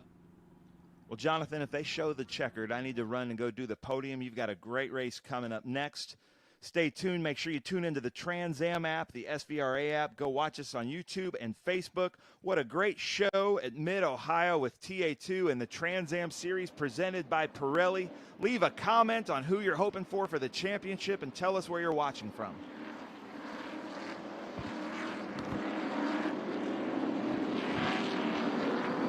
So the clock ticks down to 0, and Merrill won't mind, because here he comes. And it's a green, white, and away they go. Yes, we've got one more lap. Thank you, stewards. I love it. I had to sit back down, put on my headphones. I thought you would leave. Ooh, but my heart is pounding. Okay, Merrill leads them. Final lap, look, 2 cars going very, very quickly away from them. And into the tires. That's Jet very, Nolan very and Misha hard. Goikberg. That's 2 Coke racing cars right out on the last lap. Lagasse gets out of the keyhole, gets sideways for a moment, but now back on the power. All sorts of drama on this 1-lap sprint now for this 100-mile race. It's all going to end in tears for the guys in the middle there. Goikberg almost hitting the tire barrier. Skeen in 3rd place now. Merrill did a good job of hanging on in there. He wasn't sure, as we weren't, whether they would restart it, but he got the signal and away he went. Meanwhile, Lagasse trying everything in the book. Skeen coming in now. Down through the S as they go at the back part of the circuit. Time running out, and Merrill doing the business. Look at that separation right there. There's your podium. It may not finish like this with just a few. Oh, there goes Thomas Merrill off. No! Into the kitty litter, just like Sebring. No! Absolutely no way. And look at this. The race is on. Here comes Skeen for the lead. Skeen side by side with Scott Lagasse. Something's got to give. They're touching. And onto the grass goes Skeen. Lagasse's going to do it. Scott Lagasse Jr. somehow, how I'll never know, is going to win at Mid-Ohio. 100 miles of pure adrenaline and muscle car racing. And at the checkered flag, it's Scott Lagasse Jr. who amazingly wins this race with Merrill, mighty Merrill, in the kitty litter with 2 corners to go. Oh my goodness. It's almost just like Sebring. I think they were expecting to finish under yellow at Sebring, and there's Thomas. Look at Lagasse. He had Reese at the grid with him. Look at that DuPont Manual High School class of 2020. His buddy Reese has got to be jumping up and down. Reese King from Louisville, Kentucky. What a great race. There's Thomas. What a lonely shot that is. I know. And I tell you what, he might do a center here and head to the nearest RV and hide. Scott Borchetta, 5th place. Oh, Scott Thomas. Borchetta, congratulations. Jeff Wood, way to hold him off. And the Iron Man, Tom Sheehan, is about to meet me for the podium celebration. Jonathan, I love you. You're a great announcer. I got to go. You head out, and we're looking at the best shot of the day because it's the best storytelling shot of the day, because it shows one man and his car that could have been so different. He ends up in the gravel a long, long way from home and a long, long way from the celebrations that are about to ensue here in the pit lane. Thomas Merrill did everything right, and then at the final moment when he needed it, whether it was concentration, the tires going off, it could have been anything, it doesn't matter. But just 1 lap sprint. He got away well at the restart, but then it all came to naught, and there is his car stopped inside the back part of this circuit, and he's still stuck in the car, probably wondering what on earth has happened to his day. Well, that's motor racing, folks, and that's the very best of motor racing. It doesn't get any better than that. I hope you've enjoyed your live stream. We couldn't write a better script for you, and Scott Lagasse Jr. racing for the high school graduates, who, of course, if you're wondering why you would race for a high school graduate, well, obviously, they didn't get to graduate in style here with the COVID going on, and so he was just doing his bit. They've known each other for 12 years. They both had their battles with health and so on, and Scott Lagasse Jr. has done the business and somehow miraculously won this race. Not out of nowhere, but certainly not expected. And that is Trans Am TA2 racing at its absolute finest. Ben will be heading over there, I'm sure, to celebrate with them. But let's just catch our breath and tell you what happened in that race. Well, we had a good start, a good fast start. We had lots of shenanigans at the front. Rafa Matos had a 6-second lead at one point and looked as though he was going to be in a world of his own in terms of controlling this race. He then, it seemed, had a power steering issue of some sort, and that's what could have led to the eventual retirement, where he retired just at the same place that Merrill went off.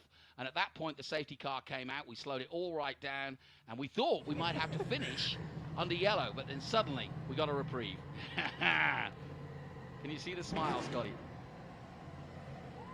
He's got a great smile, Scott Lagasse Jr. You wait.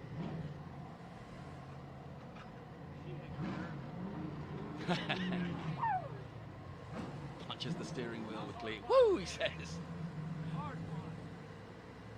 That was hard fighting there, he says. Yeah, In comes the mic. Ben's already there. That was a tough one for sure. Man, Mike Skeen's a class act. I got him early in the race, and I thought he saw that I was a good bit quicker than him and kind of moved over and got in there, and I locked the brakes, trying not to get him.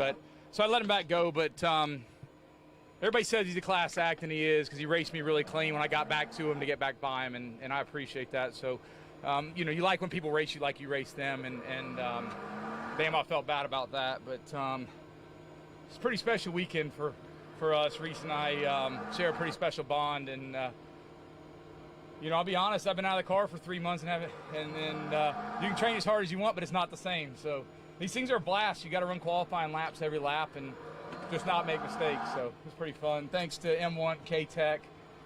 We got a heck of a crew here. It's a lot of fun. Thank you.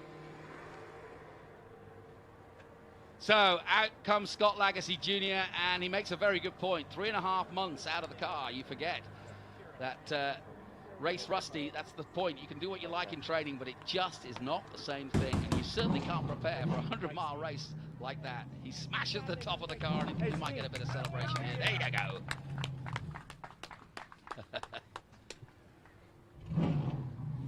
So Scott Lagasse Jr. wins for the first time in 2020, and a well-deserved win. Ben's going to catch up with him right now. Anyway, now I'll just know. My bad on that one. So when I got back to you and you raced me clean, hell yeah, that's fun. We'll race with you any day. So thank you. How was it? Nice finish. I mean, we just didn't have the car on the short run. We had pretty good long run pace there at the end, but you know, I didn't know on the restart if we could do anything really.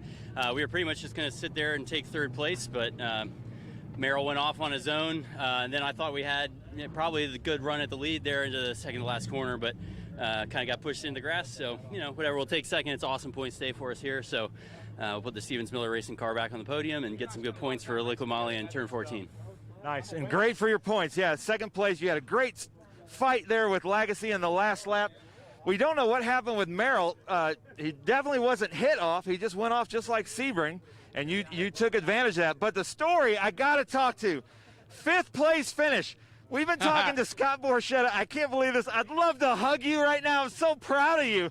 Man, so cool. You told Jonathan a week ago if you could finish in the top 15, that would be a feat. Now here you are in the top 5 with a great battle against So here's really what it is, okay? Let's talk about it. We raced each other's guts out on the e-racing stuff. He beat up on me so bad, and he almost whipped me here, so that was fun. It's neat to get to race with new people on that and have a lot of fun. So good job, dude. I like to talk a lot. Sorry. How about Reese over there? Talk about that. Reese, get in here. Explain this story. Hey, buddy, we can hug. Oh man, proud of you, dude. I'm proud of you. You're more inspiration in life than you know. So, who would think that at 33 you find cancer and you call a 15-year-old to get support from him? And he taught me through a lot of things, man, and really what's important in life with family and everything. So I love you, buddy. I love you too, man. Nice. And then I got one more story for you. One of my best friends in racing. This guy has helped me out so much. Still on my airtime here. Oh, well, okay, we got to go. Top 5, my first race, top 5. Woo! Top 5, Scott Borchetta, Big Machine Vodka, racing out here. First time in TA2. I know I see you on the podium in other series so much. Your team has got to be so proud. I'm so proud of you. They're so excited. You know, honestly, when we got into the top 10, it's like, man, if we can hold position and get this top 10, that would be such a win. And then I know these restarts are crazy, so I just kept my eyes wide open, and they were wrecking all over. So we just drove through the wrecks and had a great race with Jeff Wood just about the entire race. So a great first learning curve in TA2.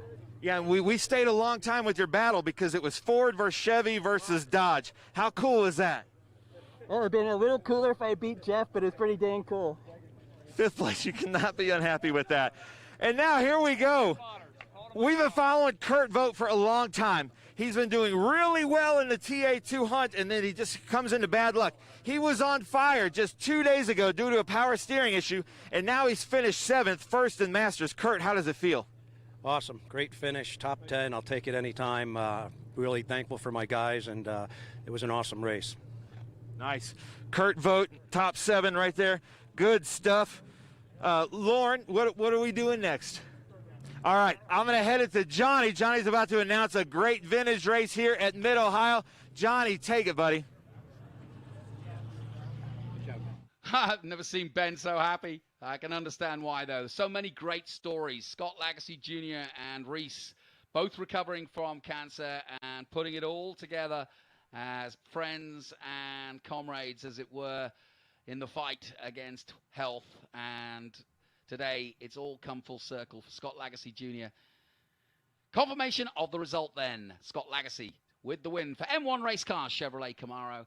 And then Mike Skeen with a Liqui Moly Turn 14 Chevrolet Camaro in second. Tom Sheehan in the Ford Mustang for LTK Insulation Technologies. Then it's Jeff Wood, Scott Borchetta, an amazing debut in TA2, a top 5, way more than the Big Machine Vodka Duntov Motors Chevrolet Camaro could ever have dreamed of. Alex Wright, Kurt Vogt in flames yesterday, but on fire today. In 7th place, JP Southern in 8th, Jet Nolan 9th, and Misha Goikerberg rounding out the top 10. Catch your breath, folks. Put the kettle on and enjoy a bit of a breather as we continue our speed tour racing here. Thomas Merrill taking 11th place in the end, sadly, after what was a great 100 miles just before. Jim Gallagher, Matos, and Hull. What a day for Trans Am Racing. Congratulations to all the organizers, to the marshals, and to everybody involved in putting on what was truly a great motorsport show. We'll be back with more racing in a few minutes' time.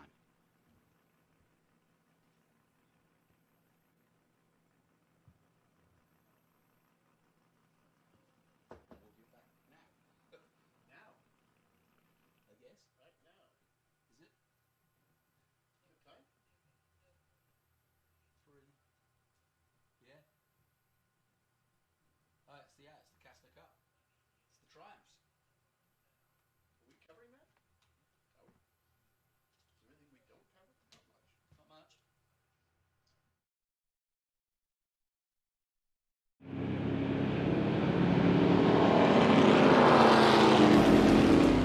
Hey race fans, it's the start of a brand new decade, so don't be on the outside looking in. Straddle the technology fence with us and be part of all the action at every round of the 2020 season. With our all-new app, you'll now have live global streaming of all the action from the heart of each and every track. Live scoring, race highlights, replays, results, and team and driver news. Everything you could ever want to be informed of the world of Trans Am and SVRA. Download now on Apple and Android, the only place to get your muscle car media.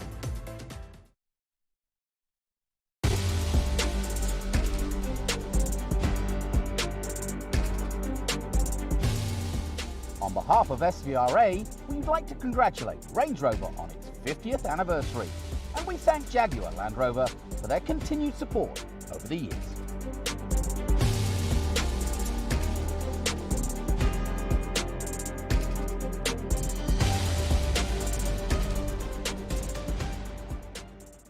Getting the most out of your Classic can mean many things. That's why Heacock Classic Insurance is excited to sponsor the Trans Am Race Series. In addition to events, we have proudly provided insurance for race cars, classic cars, and exotic cars since 1989. Heacock Classic is known for its famous agreed-upon value, where brokers and clients find common ground on coverage. So make sure to get your quote today. Follow us at #HeacockDriven. One of the main reasons for poor vehicle performance is a dirty fuel system. It can cause decreased fuel economy and actually do harm to your engine over time. By adding Lucas fuel treatment to your vehicle, it cleans and lubricates the entire fuel system, pump, carburetors, fuel injectors, and valves as you drive. It also improves your vehicle's performance. It's a non-solvent product designed to protect both gasoline and diesel engines. Lucas fuel treatment. It works.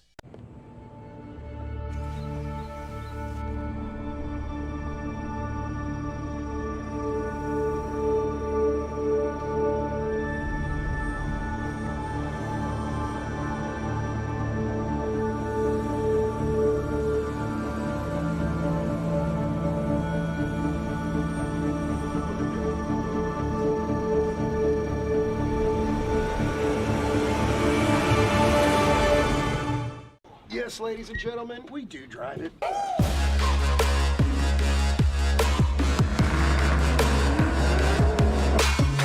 But all of us in the pits want to know who's the ultimate grand champions.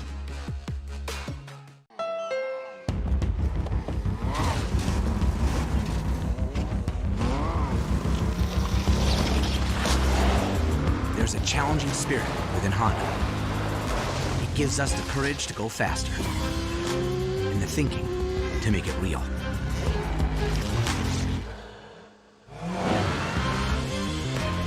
Whether it looks like a truck, a sedan, or an SUV, inside is the heart of a race car.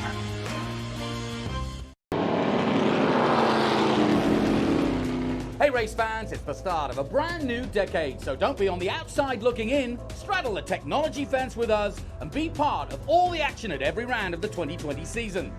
With our all-new app, you'll now have live global streaming of all the action from the heart of each and every track. Live scoring, race highlights, replays, results and team and driver news. Everything you could ever want to be informed of the world of Trans Am and SVRA. Download now on Apple and Android, the only place to get your muscle car media.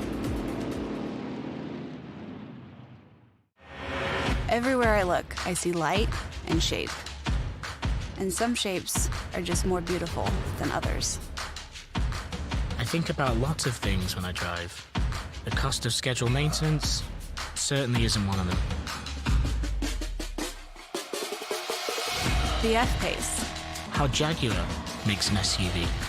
For great offers, visit your Jaguar retailer during the Impeccable Timing sales event. Maui Jim sunglasses were born on the beaches of Hawaii, designed to respond to the bright sun and harsh glare of the islands, all while enhancing the view. After 30 years, we're still independently owned, and the free-thinking Hawaiian spirit that first inspired us is still a part of everything we do. Our Polarized Plus 2 lenses not only protect eyes from harmful rays, they also make colors more vivid and contrast crisper. Try on a pair and see for yourself. The view's better from here. A marathon coach owner is someone who expects exploration and relaxation to blend flawlessly.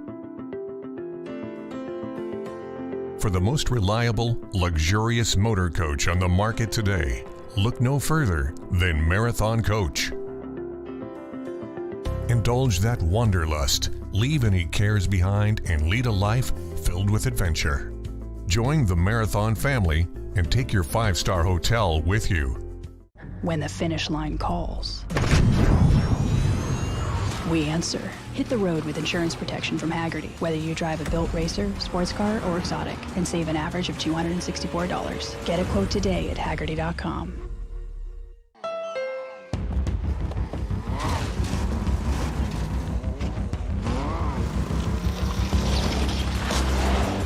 There's a challenging spirit within Honda. It gives us the courage to go faster and the thinking to make it real.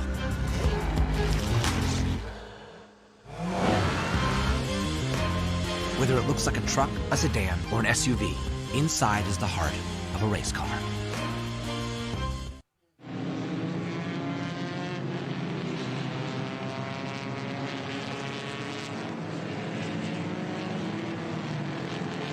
And now, as they say, for something completely different, because this is the Vintage Grand Prix of Mid-Ohio, and we have a British invasion. The British are coming. It was once echoed through these woods, and here they are again, as we have a gaggle of triumphs at your disposal as we bring you action from SVRA. And I tell you what, if the Trans Am was fun, I think this will be just as much fun, as this is the Kastner Reunion Cup, or the Kastner Cup, and this is the reunion race. Yesterday, Mike Munston put on a great display of racing in the first race, and when asked what he would do in the second by Ben, he said, I don't know, just go for it. They weren't even sure they were going to race it, but after winning yesterday, they decided, yes, we've got to go for it again. And here you see them all lining up. And we'll get through, and I'm sure Ben will come and join us, because this is his favourite race. And it really is a wonderful sight. TR6s, TR7s, you name it, they're all there. And a rolling start, as always, 2 by 2. Big strong field as the leaders are taking the line. The others are still coming out of the carousel. And away we go.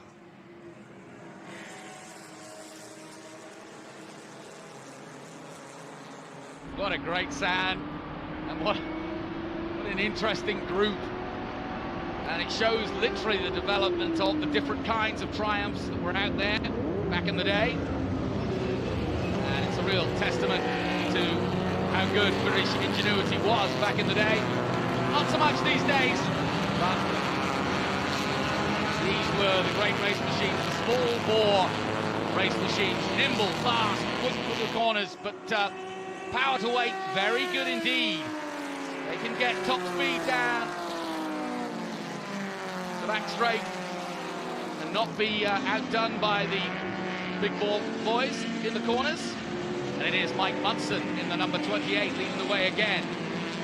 In the TR6, Alex Amos in the also GT6. We've got several GT6s. We've got the odd Vitesse, TR4s, TR8s, a Spitfire or two. I remember my mum had a Spitfire, and so has Jerry Barker, and he's out there in 8th position at the moment. We've got a couple of Barkers out there, in fact 8th and 9th. Jerry Barker, followed by Tony Drews and Jess Darrow. But it is Mike Munson, the winner from the first race yesterday, who was praising his engineer for doing such a good job of preparation. And this will be just over 16 minutes in total time. There's the test. Lovely. So you're kind of not sure which one I'd pick. But he's throwing it around, that's for sure. And look at the gap already that Mike Munson's built up over Kurt Johnston.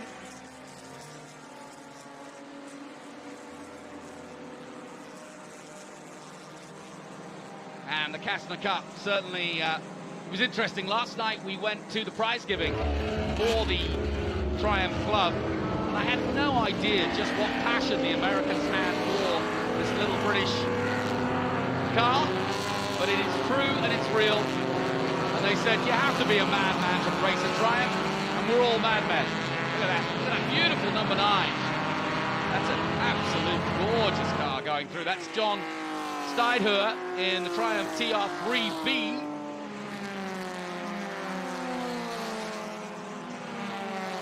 And just ahead of Jason Suki in the GT6.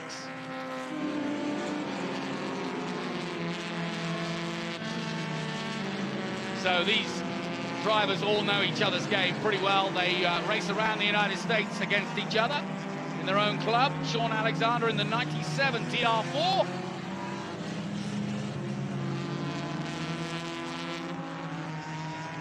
And it's almost as though the undulations and the swooping S's suit these Triumphs. And it's Munson, Johnston and Nolan. That's your top 3, and already Munson building a 3-second lead here in the early stages of this one. A little cloud cover in the distance. So it's been a sort of cloudy day, but with the odd spot of sunshine spotting through for the day. Much better than yesterday, where it rained for quite a considerable part of the day.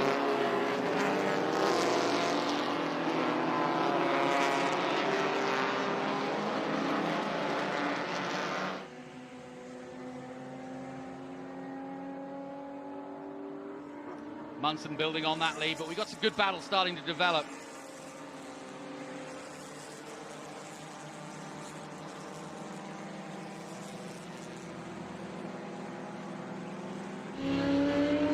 That's familiar whirling sound of the engines. Like I said, the power to weight ratio is there. Pretty exciting and a handful to deal with. And out of the corner of my eye, I see Ben Cissell sprinting across the track in style. And I know he's not going to miss this one. This is his favorite race. Here There's he my is. favorite car right there, that Vitesse. I know. The number 14, look at him. Vitesse or Vitessa? That thing should not be able to go that fast. That's just like a brick upon a brick. Don't be rude. No, I love it. I love it. I love that British engineering. I know you do.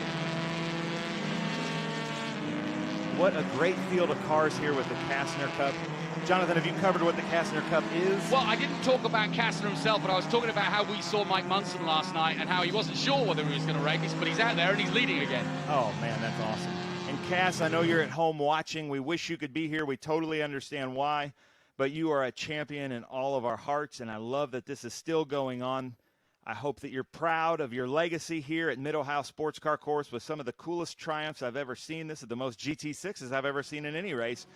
And, you know, well, talk about Kastner now. Why do they revere him so much? Because he pretty much put this together, right? Yeah, and he was kind of the first big winner in America in a Triumph. I think it was a Triumph TR3A in, I think, probably 1959.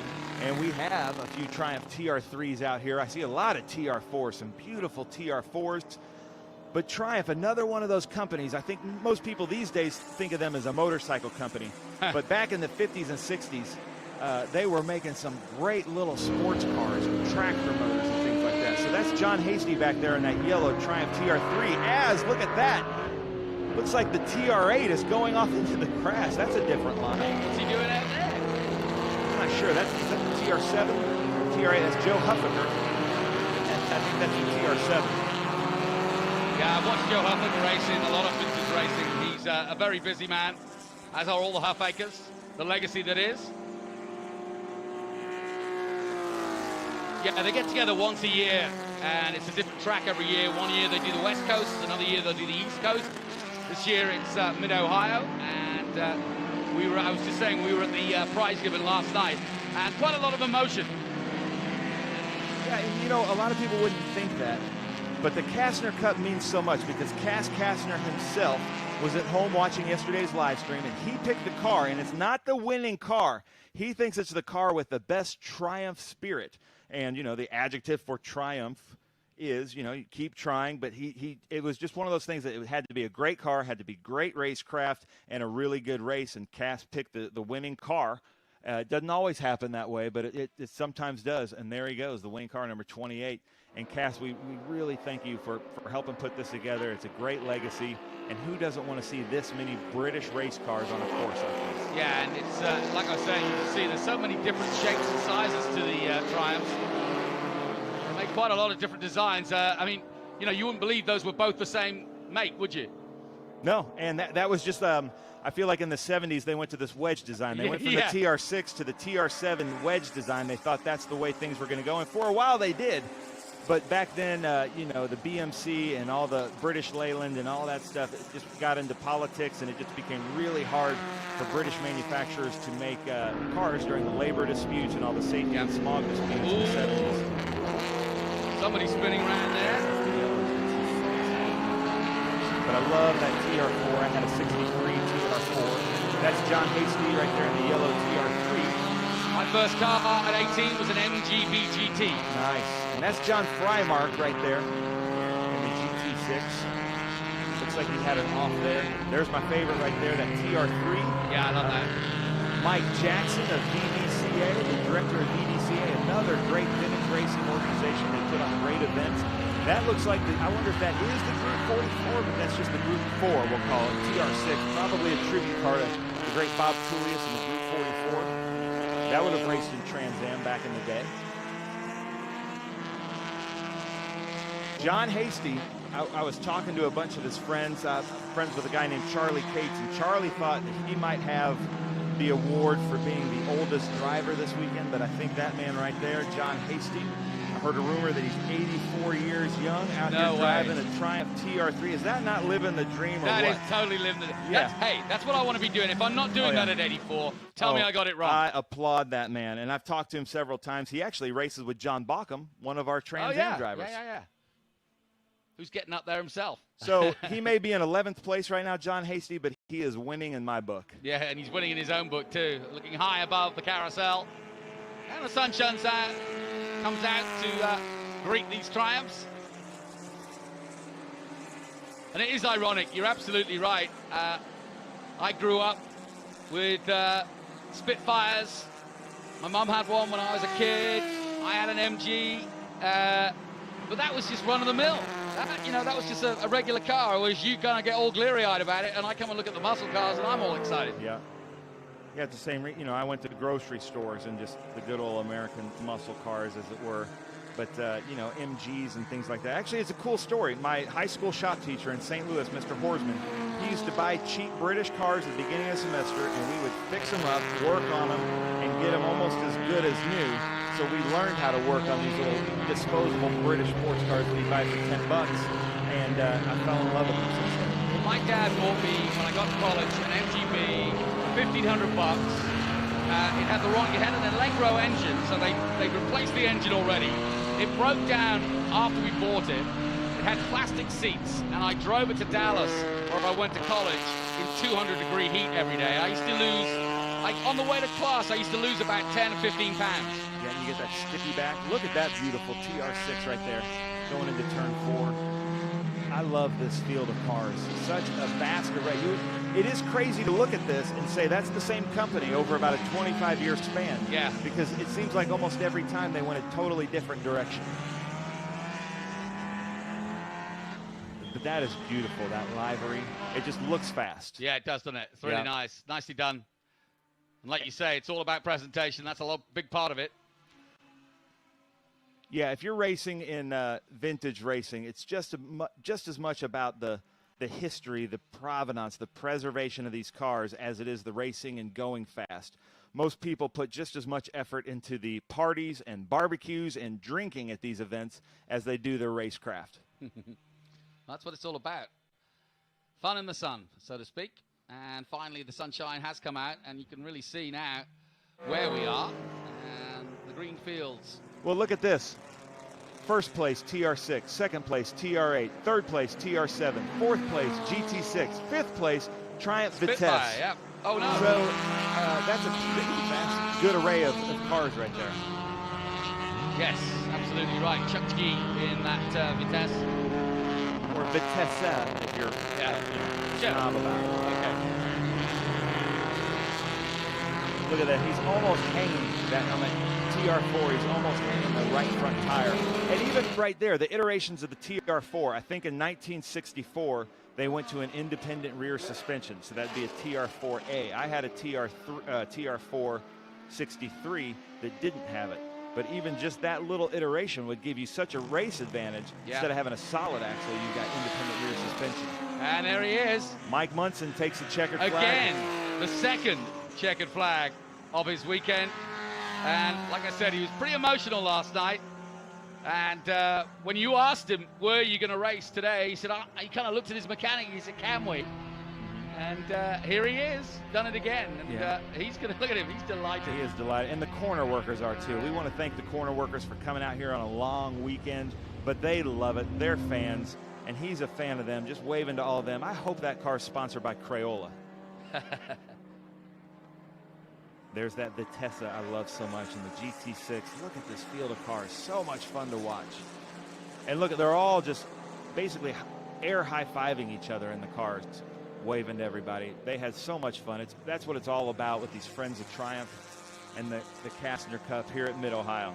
So Mike Munson then in the TR6 Triumph wins ahead of Kurt Johnston in the TR8. Joe Huffaker, as you mentioned, in the TR7 takes third place ahead of James Dolan and Chuck G in fifth place. Charlie Dolan in sixth in the TR and the GT6, and then Jerry Barker in seventh. Mike Moore in eighth. Tony Drews taking ninth place in his TR4, and Jesse Darrow rounding out the top 10 in the Triumph Spitfire. So, well done to our Kastner Cup men, putting on two great races here at Mid-Ohio, and they'll be back again for another run at the Kastner Cup sometime next year. Stay tuned.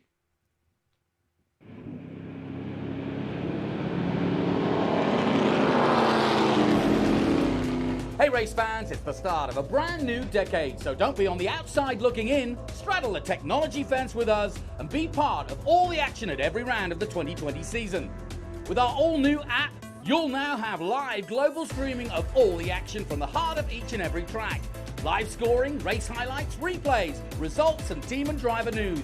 Everything you could ever want to be informed of the world of Trans Am and SVRA. Download now on Apple and Android, the only place to get your muscle car media.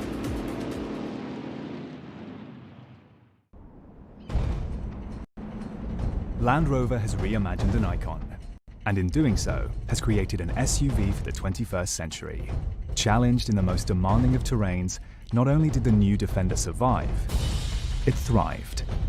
We knew the only way to honor its heritage was to design a vehicle built for a new breed of explorers as we reinvent the future of adventuring together.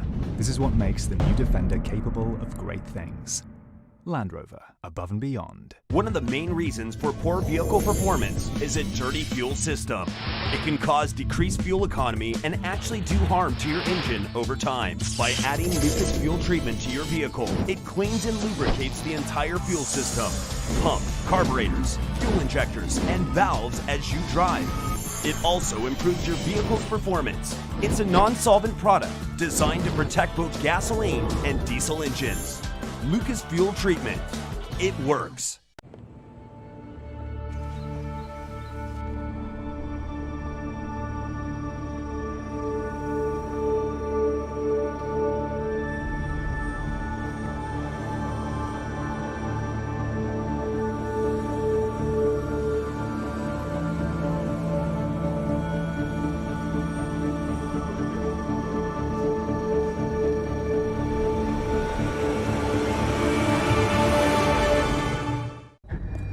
When the road calls, we answer. Hit the road with insurance that protects your classic for what it's actually worth and save an average of $264. Get a quote today at Haggerty.com.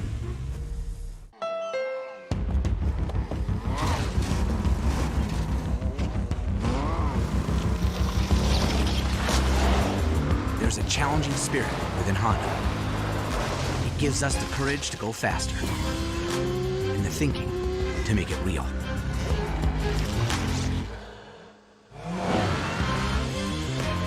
Whether it looks like a truck, a sedan, or an SUV, inside is the heart of a race car.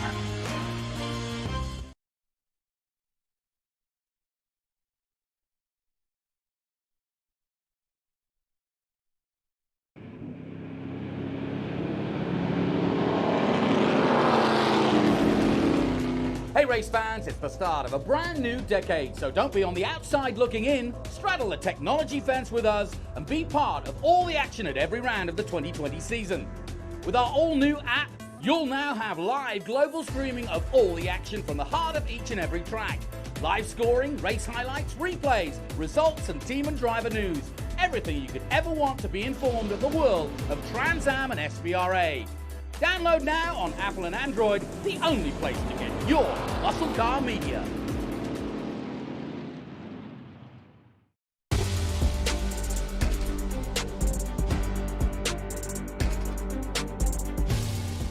On behalf of SVRA, we'd like to congratulate Range Rover on its 50th anniversary, and we thank Jaguar Land Rover for their continued support over the years.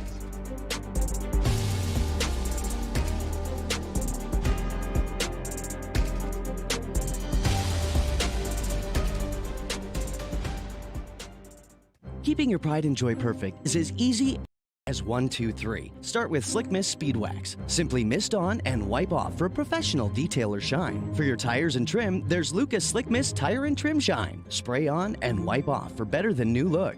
Then finish her with Lucas Slick Mist Interior Detailer. Just spray and wipe. Easy. Use Lucas Slick Mist Car Care products and she'll never look better. Fast, easy, and professional. Really, it's sort of like having an extra set of hands. Or 3. I travel a lot. Whether it's a meeting in New York or a car auction in LA, I trust only Passport Transport to deliver my car. With their up-to-the-minute GPS tracking system, I know exactly where my car is at all times. They take the extra step to secure my vehicle's safety, and their pickup and delivery service is truly door-to-door. With Passport Transport, I know my car's in good hands, because they're car guys too. I'm Roger Van Ness, CEO of Kemp Auto Museum, and this is why I'm a Passport Transport customer. When hours invested become miles enjoyed. Whether you're customizing or building a car from the ground up, Haggerty protects your vehicle with guaranteed value coverage. Get a quote today at Haggerty.com.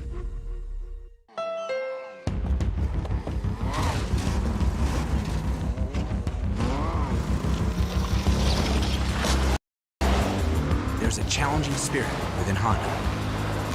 It gives us the courage to go faster. And the thinking to make it real.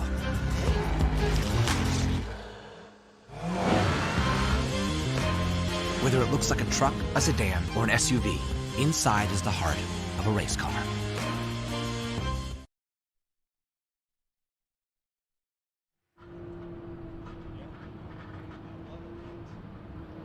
So we're back on track, and as you can see, the cars are already on the track for the latest group race of our Vintage Grand Prix of Mid-Ohio, live from the Mid-Ohio Sports Course. It's part of the Speed Tour, Tony Perella's organization, SVRA.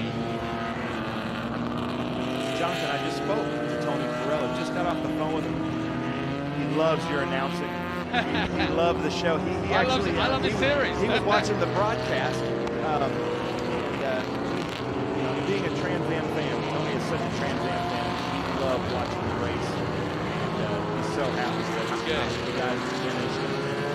Some of our vintage racers did really well. That was top draw. I mean, you know, I just had the Lick Me Molly sponsors on the phone saying, thanks for pronouncing us correctly, and what a great race, you know. I mean, you know, you can't help but please the sponsors when, you know, when you put on such a great show. And Lick Me Molly, a big part of our Trans Am coverage, and they've got big sponsorship here, and great to have them on board as they are around the world. Lick Me Molly in every part of motorsport, whether it be 2 wheels, 4 wheels, the synthetic motor oil that is from Germany and now available to you all over the United States. There you go, Mr. Crosby, that was for you. So this is Group 8, a really fun, I would call them medium bore production cars. We also have a Group 5 Lotus 23, which is crazy because it doesn't have the horsepower of some of these cars, but the handling and the brakes of the 23 in vintage cars is pretty much bar none to anything else. We've got Craig Chima up there in the front. Let me make sure I'm getting all the right information in his Lotus 7, and David Huber in the Datsun 280ZX. Answer me this. You've got 3 groups out there. Why do they need to be, if you like, well, you'll see right there in what I would call 4th place is that Lexus. So that's kind of a newer, just recently obsoleted from different race groups. But we want to open up SVRA to all race groups. You know, we'll find a group for you. So he's pretty matched with these lap times in that Lexus. So he's in that group. It's called 12B. That Lotus right there behind the Lotus 7, 23, is in our Group 5. So there's different cars, but they all have about the same lap time. So we give them good track time and good competition. Here we go then. As SVRA springs into action again. And the Datsun on the left against the little Lotus 7 on the right. And they are side by side as they dive through the first turn. It really is a combination of very, very different cars, but an absolute spectacle as the Datsun takes the lead. Yeah, that's David Huber right there. He's raced with us quite a long time. He also races with International GT sometimes. But look at that. That Lexus isn't a huge car, but against that Lotus 23, it looks like massive, a boat. doesn't it? Yeah. And then we saw Sharon Edelman in that beautiful blue Jannetta. What a great car that is. So SVR Racing, coast to coast here in 2020. That's a Bob Sharp tribute. Datsun 240, I think it is, ZX right there. What a great car about to come into turn 4. Yeah, we got the lone Lexus IS 300. Ron Pauly in the wheel. The Lotus Europa. When's the last time you saw a Lotus Europa, let alone on a racetrack? Well, that's a very good question. I don't know. Maybe never. And we got a little Jannetta G4R, Simon Adelman, down in 13th place. We'll be looking out for that. And there's the odd 240Z Datsun. My mum had one of those too. My mum's got all the cars. Where did I go wrong? I did actually inherit that from her as well. Well, now expect Craig Chima in that really light and nimble Lotus 7 start to catch up to that Datsun 280Z. That's a little bit heavier car. And once Craig's tires come to him at a track as intricate as this, he should have the advantage over that 280. But that Lotus 23, he's having a good weekend. He tried to find me in the paddock, and we had to find him some brake fluid. He's having some brake problems, but we were able to find him some brake fluid in the paddock, and he's back out there. And then there's that beautiful Lexus. He was was just with us last weekend, Ron Pauley at Road America, and here he is with us at Mid-Ohio.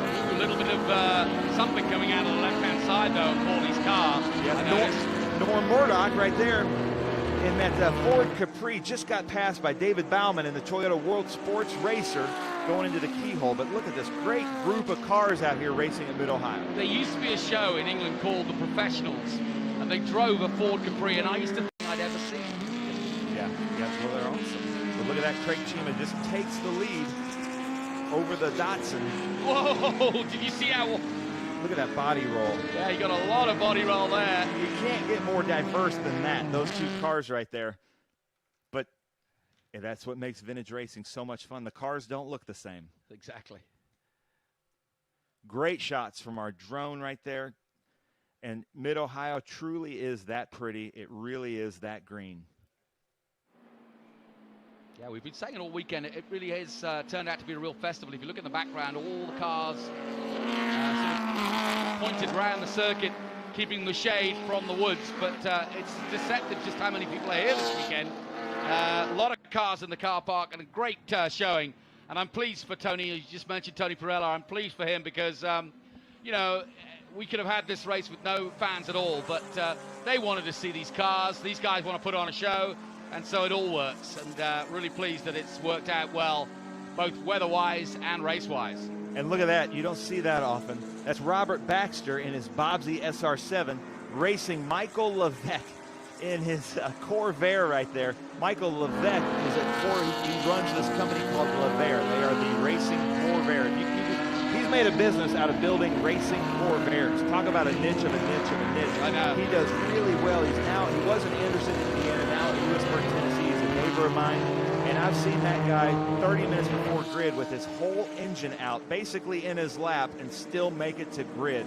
And he always puts on a good show in these Corvairs. We got a quick glimpse there of the Mazda RX-7 of John Putman II in 10th place at the moment, just ahead of the Alfa Romeo GTV. There is the Corvair again.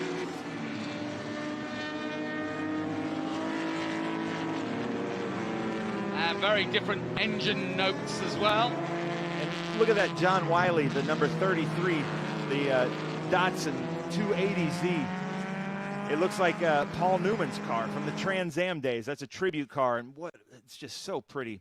And like we keep saying, group after group, these drivers put so much effort and time into these cars and into their racecraft. They really want them to look good, feel good, and they are just as adamant about making this as much of a time machine as possible as we are. I saw a great picture of Paul Newman the other day looking at the back end of Mario Andretti's car, and Mario put in the inscription.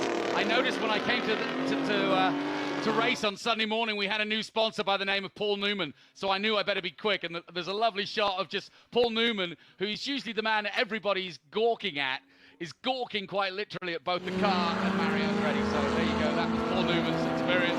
But a dashed good peddler himself, I may add. 4 SCCA titles, national titles for Paul Newman in his time.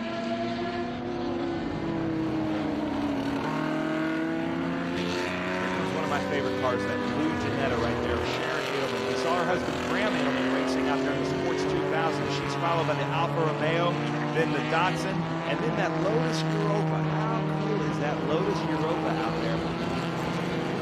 That is, I'm trying to find the information, that is Thomas Upshur in the orange Lotus Europa making a pass right there on Dave Vincent. Couldn't have happened at a better time. That's a rear engine Lotus. Almost looks like a pickup truck. Well, that's a bit harsh. Oh, there you go. All right. I don't know. I've never heard of a Lotus described as a truck. But I see what you're saying. That's Chris Rader right there in the red and silver Alfa Romeo GTV. Yep. Currently 12th. And look at this battle. That's a funky looking thing, isn't it? It is. And I've known Lotus Europas to sometimes have like a Ford engine. I've known them to have a Renault engine. I don't know what he has in the power plant, but they're really fun to watch. You know, you talk about, as we were a moment ago, the Triumphs. Well, you could have just as busy a race with Lotus in their history. Fantastic history and fantastic cars developed over the years. There's Ron Pauly in that 12. Lexus. Followed by a Toyota. So look at some Toyota that way. Right? Yep, Prix leading the way though in the Lotus 7 at the moment. Ahead of David Uber and Jim, the winner. There's the Prix. I like that. I like the colors. I like the look. I like it. What's not to like? Look at that. It looks like a British muscle car. It's basically what it was. You know, British roads are too small, so that's our version of the Ford muscle car. Yeah, and you would think that's funny that you're saying, why is that a British muscle car if it's a Ford? That was basically Ford Europe's muscle car. Yes, it was, yeah. Oh, the Capri, everybody had a Capri. I mean, you know, they were two a penny when I was growing up. But they were the boy racers. They were the Honda Civics of their time, if you will. That was what all the 18-year-old, 19-year-old aspires to as a road car. You know, if you were a wannabe racer, you had a Ford Capri. But what cool lines on that car. Yeah.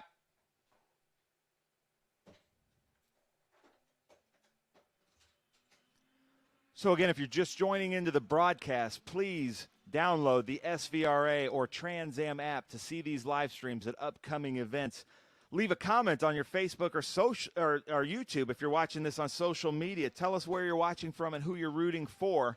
But this is our Group 8, 12, and 5 race here at Mid-Ohio Sports Car Course. And right there's a great shot of the carousel. Yeah, and go to SVRA or to Go Trans Am because you can get notifications, social media. We're on Facebook, obviously, and Twitter. So we'll be letting you know when the races are coming up. We've got stories in between each of the races to keep the momentum going and keep the interest going. So plenty of history, plenty of information, and the website packed to the gills. JJ O'Malley, delighted to have him on board, ex-IMSA and great sports car man. Sharon Edelman under heat here. She is. That's tiny, that car, isn't it? It is, because if you know an Alfa Romeo GTV, that's a small car. But that car looked like a giant compared to that Ginetta. But those Ginettas are so light, they've got a little bit of power, but because they're so light and so well engineered, they make great race cars. She's coming under pressure now from the Europa. Yeah, and he just slid round the Alfa Romeo. Into the keyhole they go. She has the advantage here anytime they're turning. But then she can put the power down quick, but then the power runs out pretty quick in those Ginettas. That Europa and that Alfa should have a little bit more long-term power. But Sharon Edelman is a great driver. She drives a Turner with us, a Formula Junior. She knows how to drive cars with momentum. And you know, it's interesting. The connection between the history of both SVRA and Trans Am. This time last year, the Ginetta won the GT4 championship, the latest Ginetta from the American, from Miami, Florida. And so, you know, the progression is here to see. And so we've got literally the story of all of these car makes. Ginetta from Leeds in the UK have been making fantastic cars for a long time now, and they continue to do so.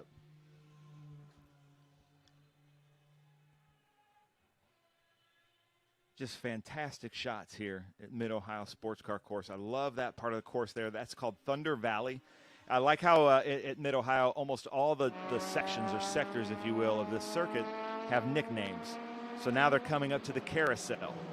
Right there is Caesar Cone. Caesar Cone won the Gold Cup just a couple of years ago, racing with John Hasty and John Bockham in that beautiful Alfa Romeo. He is a legend and loves Mid-Ohio and VIR. He's been racing with SVRA for quite a long time. It's really cool to see Caesar Cone at an event. Yep, down in 14th position. And a good field again. We've got over 23 cars involved in this particular group race. Oh, there he is. I think that's Rick Norris right there. Chuck's brother? No, battling Rob Mocha is in that number 88 Alfa Romeo. Rob Mocha, sorry.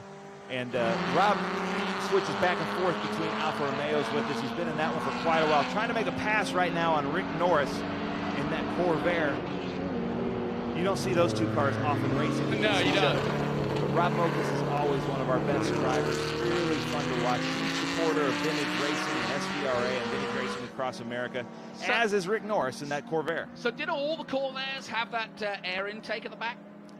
Yeah, I think so. And if they don't leave them open like you're seeing like that when in racing, quickly, they can get a lot of heat. But that air comes straight off, like if you wind tunneled them, comes straight off the windshield on the back windshield, straight down into the engine bay. I can understand why they did it, because you know, when you have a rear engine like that and you've got it all bodied up, it's going to get hot very quickly.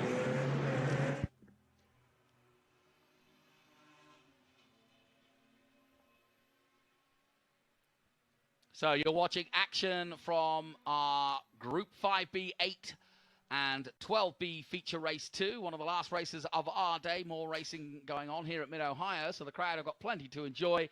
But I think SVRA and Trans Am have put on a good show. The drone shots really give you a good look at which cars have the advantage where. Sharon is really good at getting the power on, but that Lotus Europa was out braking or into turn 11. So it's really fun to see each car has its own advantages and disadvantages on a track like Mid-Ohio. So that Europa should be able to out-drag her if he gets a good push off of that turn 1. But then she can hold the line. She should maybe be able to go into this and then keep. Whoa! Look at that. And you heard it squeal, but she should be able to keep pace through the keyhole. But I'd be surprised if Europa doesn't get her into turn 4. Well, they're running out of time to beat her because the laps of the time are dropping down bit by bit. And look how she pulls away in a straight line. Really impressive. Yeah, she's definitely cutting a smaller hole in the air. Down to turn 4. Probably a lap to go after this one. There's our leader right there, Craig Chima. Oh, this is the final lap. Craig Chima. Look at that, was a smooth turn. He's a really good driver. And when you're driving a Lotus 7 like that around the keyhole, it's all about one corner, one turn. Yeah, you don't want to be overcompensating all the time. You want a long, nice arc. And you'll want to do the same again into turn 4 here.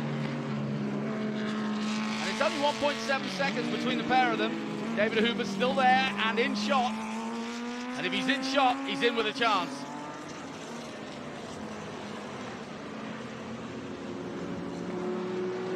He's going to follow him home for sure. It's the 280ZX against the Lotus 7. And from above, they look completely different, don't they? Tiny, tiny Lotus up against the mighty Datsun, which, of course, is now Nissan, if you're wondering. Datsun was the forerunner. Rob Mokas giving him his room like he should be. To take the checkered flag, coming around the carousel. Yeah, got to be careful not to trip up on the last stage. But here he comes towards the checkered flag to round out the day for our SVRA coverage. And a wonderful day for Greg Chima. In fact, he had a good day yesterday too. So well done to him. Yeah, Jonathan, this weekend has been so much fun. Thank you so much to our competitors, our sponsors. We're so happy to be back to racing here at Mid-Ohio Sports Car Course during just a crazy time in our nation and the world's history.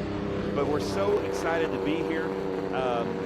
Thank you so much to the spectators, the state of Ohio, Tony Perella and John Claggett and the Speed Tour for putting this on. And it's been a lot of fun. I can't wait for the next one. It's been a lot of fun being in the same room with you, Jonathan. Yeah, finally. We only say that because we've been doing the E-Championship literally over the internet without having eye contact, so to speak. But it is nice to actually be in a booth together. Social distancing, of course. Oh, the Corvair coming across the line and looking as though it's got some problems, but does make the checkered flag. But that concludes our coverage of the final race of SVRA Group 5, Group 8, and Group 12. I hope you've enjoyed it. The sun came out and gave us its blessing, and we are finally back to racing. Congratulations to SVRA and to Trans Am. My thanks to Ben Cissell. I'm Jonathan Green. Join us next time out when we do it all again, racing on the Speed Tour that is SVRA and Trans Am. Hey race fans, it's the start of a brand new decade, so don't be on the outside looking in. Straddle the technology fence with us and be part of all the action at every round of the 2020 season. With our all-new app, you'll now have live global streaming of all the action from the heart of each and every track. Live scoring, race highlights, replays, results, and team and driver news. Everything you could ever want to be informed of the world of Trans Am and SVRA.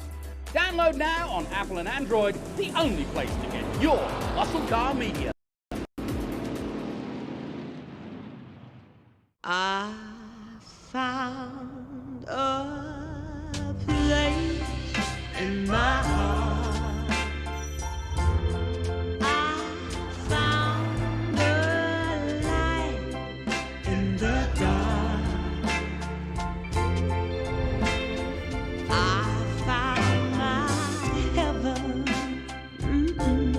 Range Rover Evoque. What if they sold tires online? We do. We're TireRack.com. They could offer lots of tires and help you find the right tire. It's called the Tire Decision Guide. Oh, and they could ship them to a nearby mechanic. We shipped over 7,000 independent recommended installers. This is an amazing idea.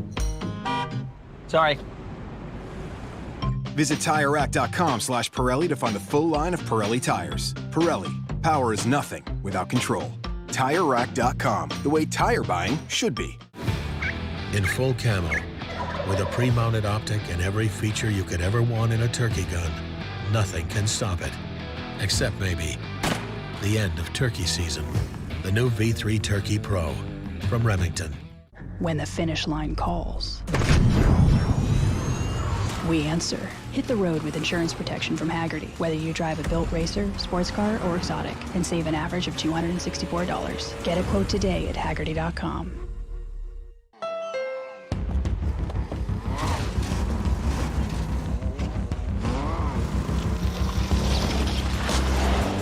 There's a challenging spirit within Honda. It gives us the courage to go faster, and the thinking to make it real.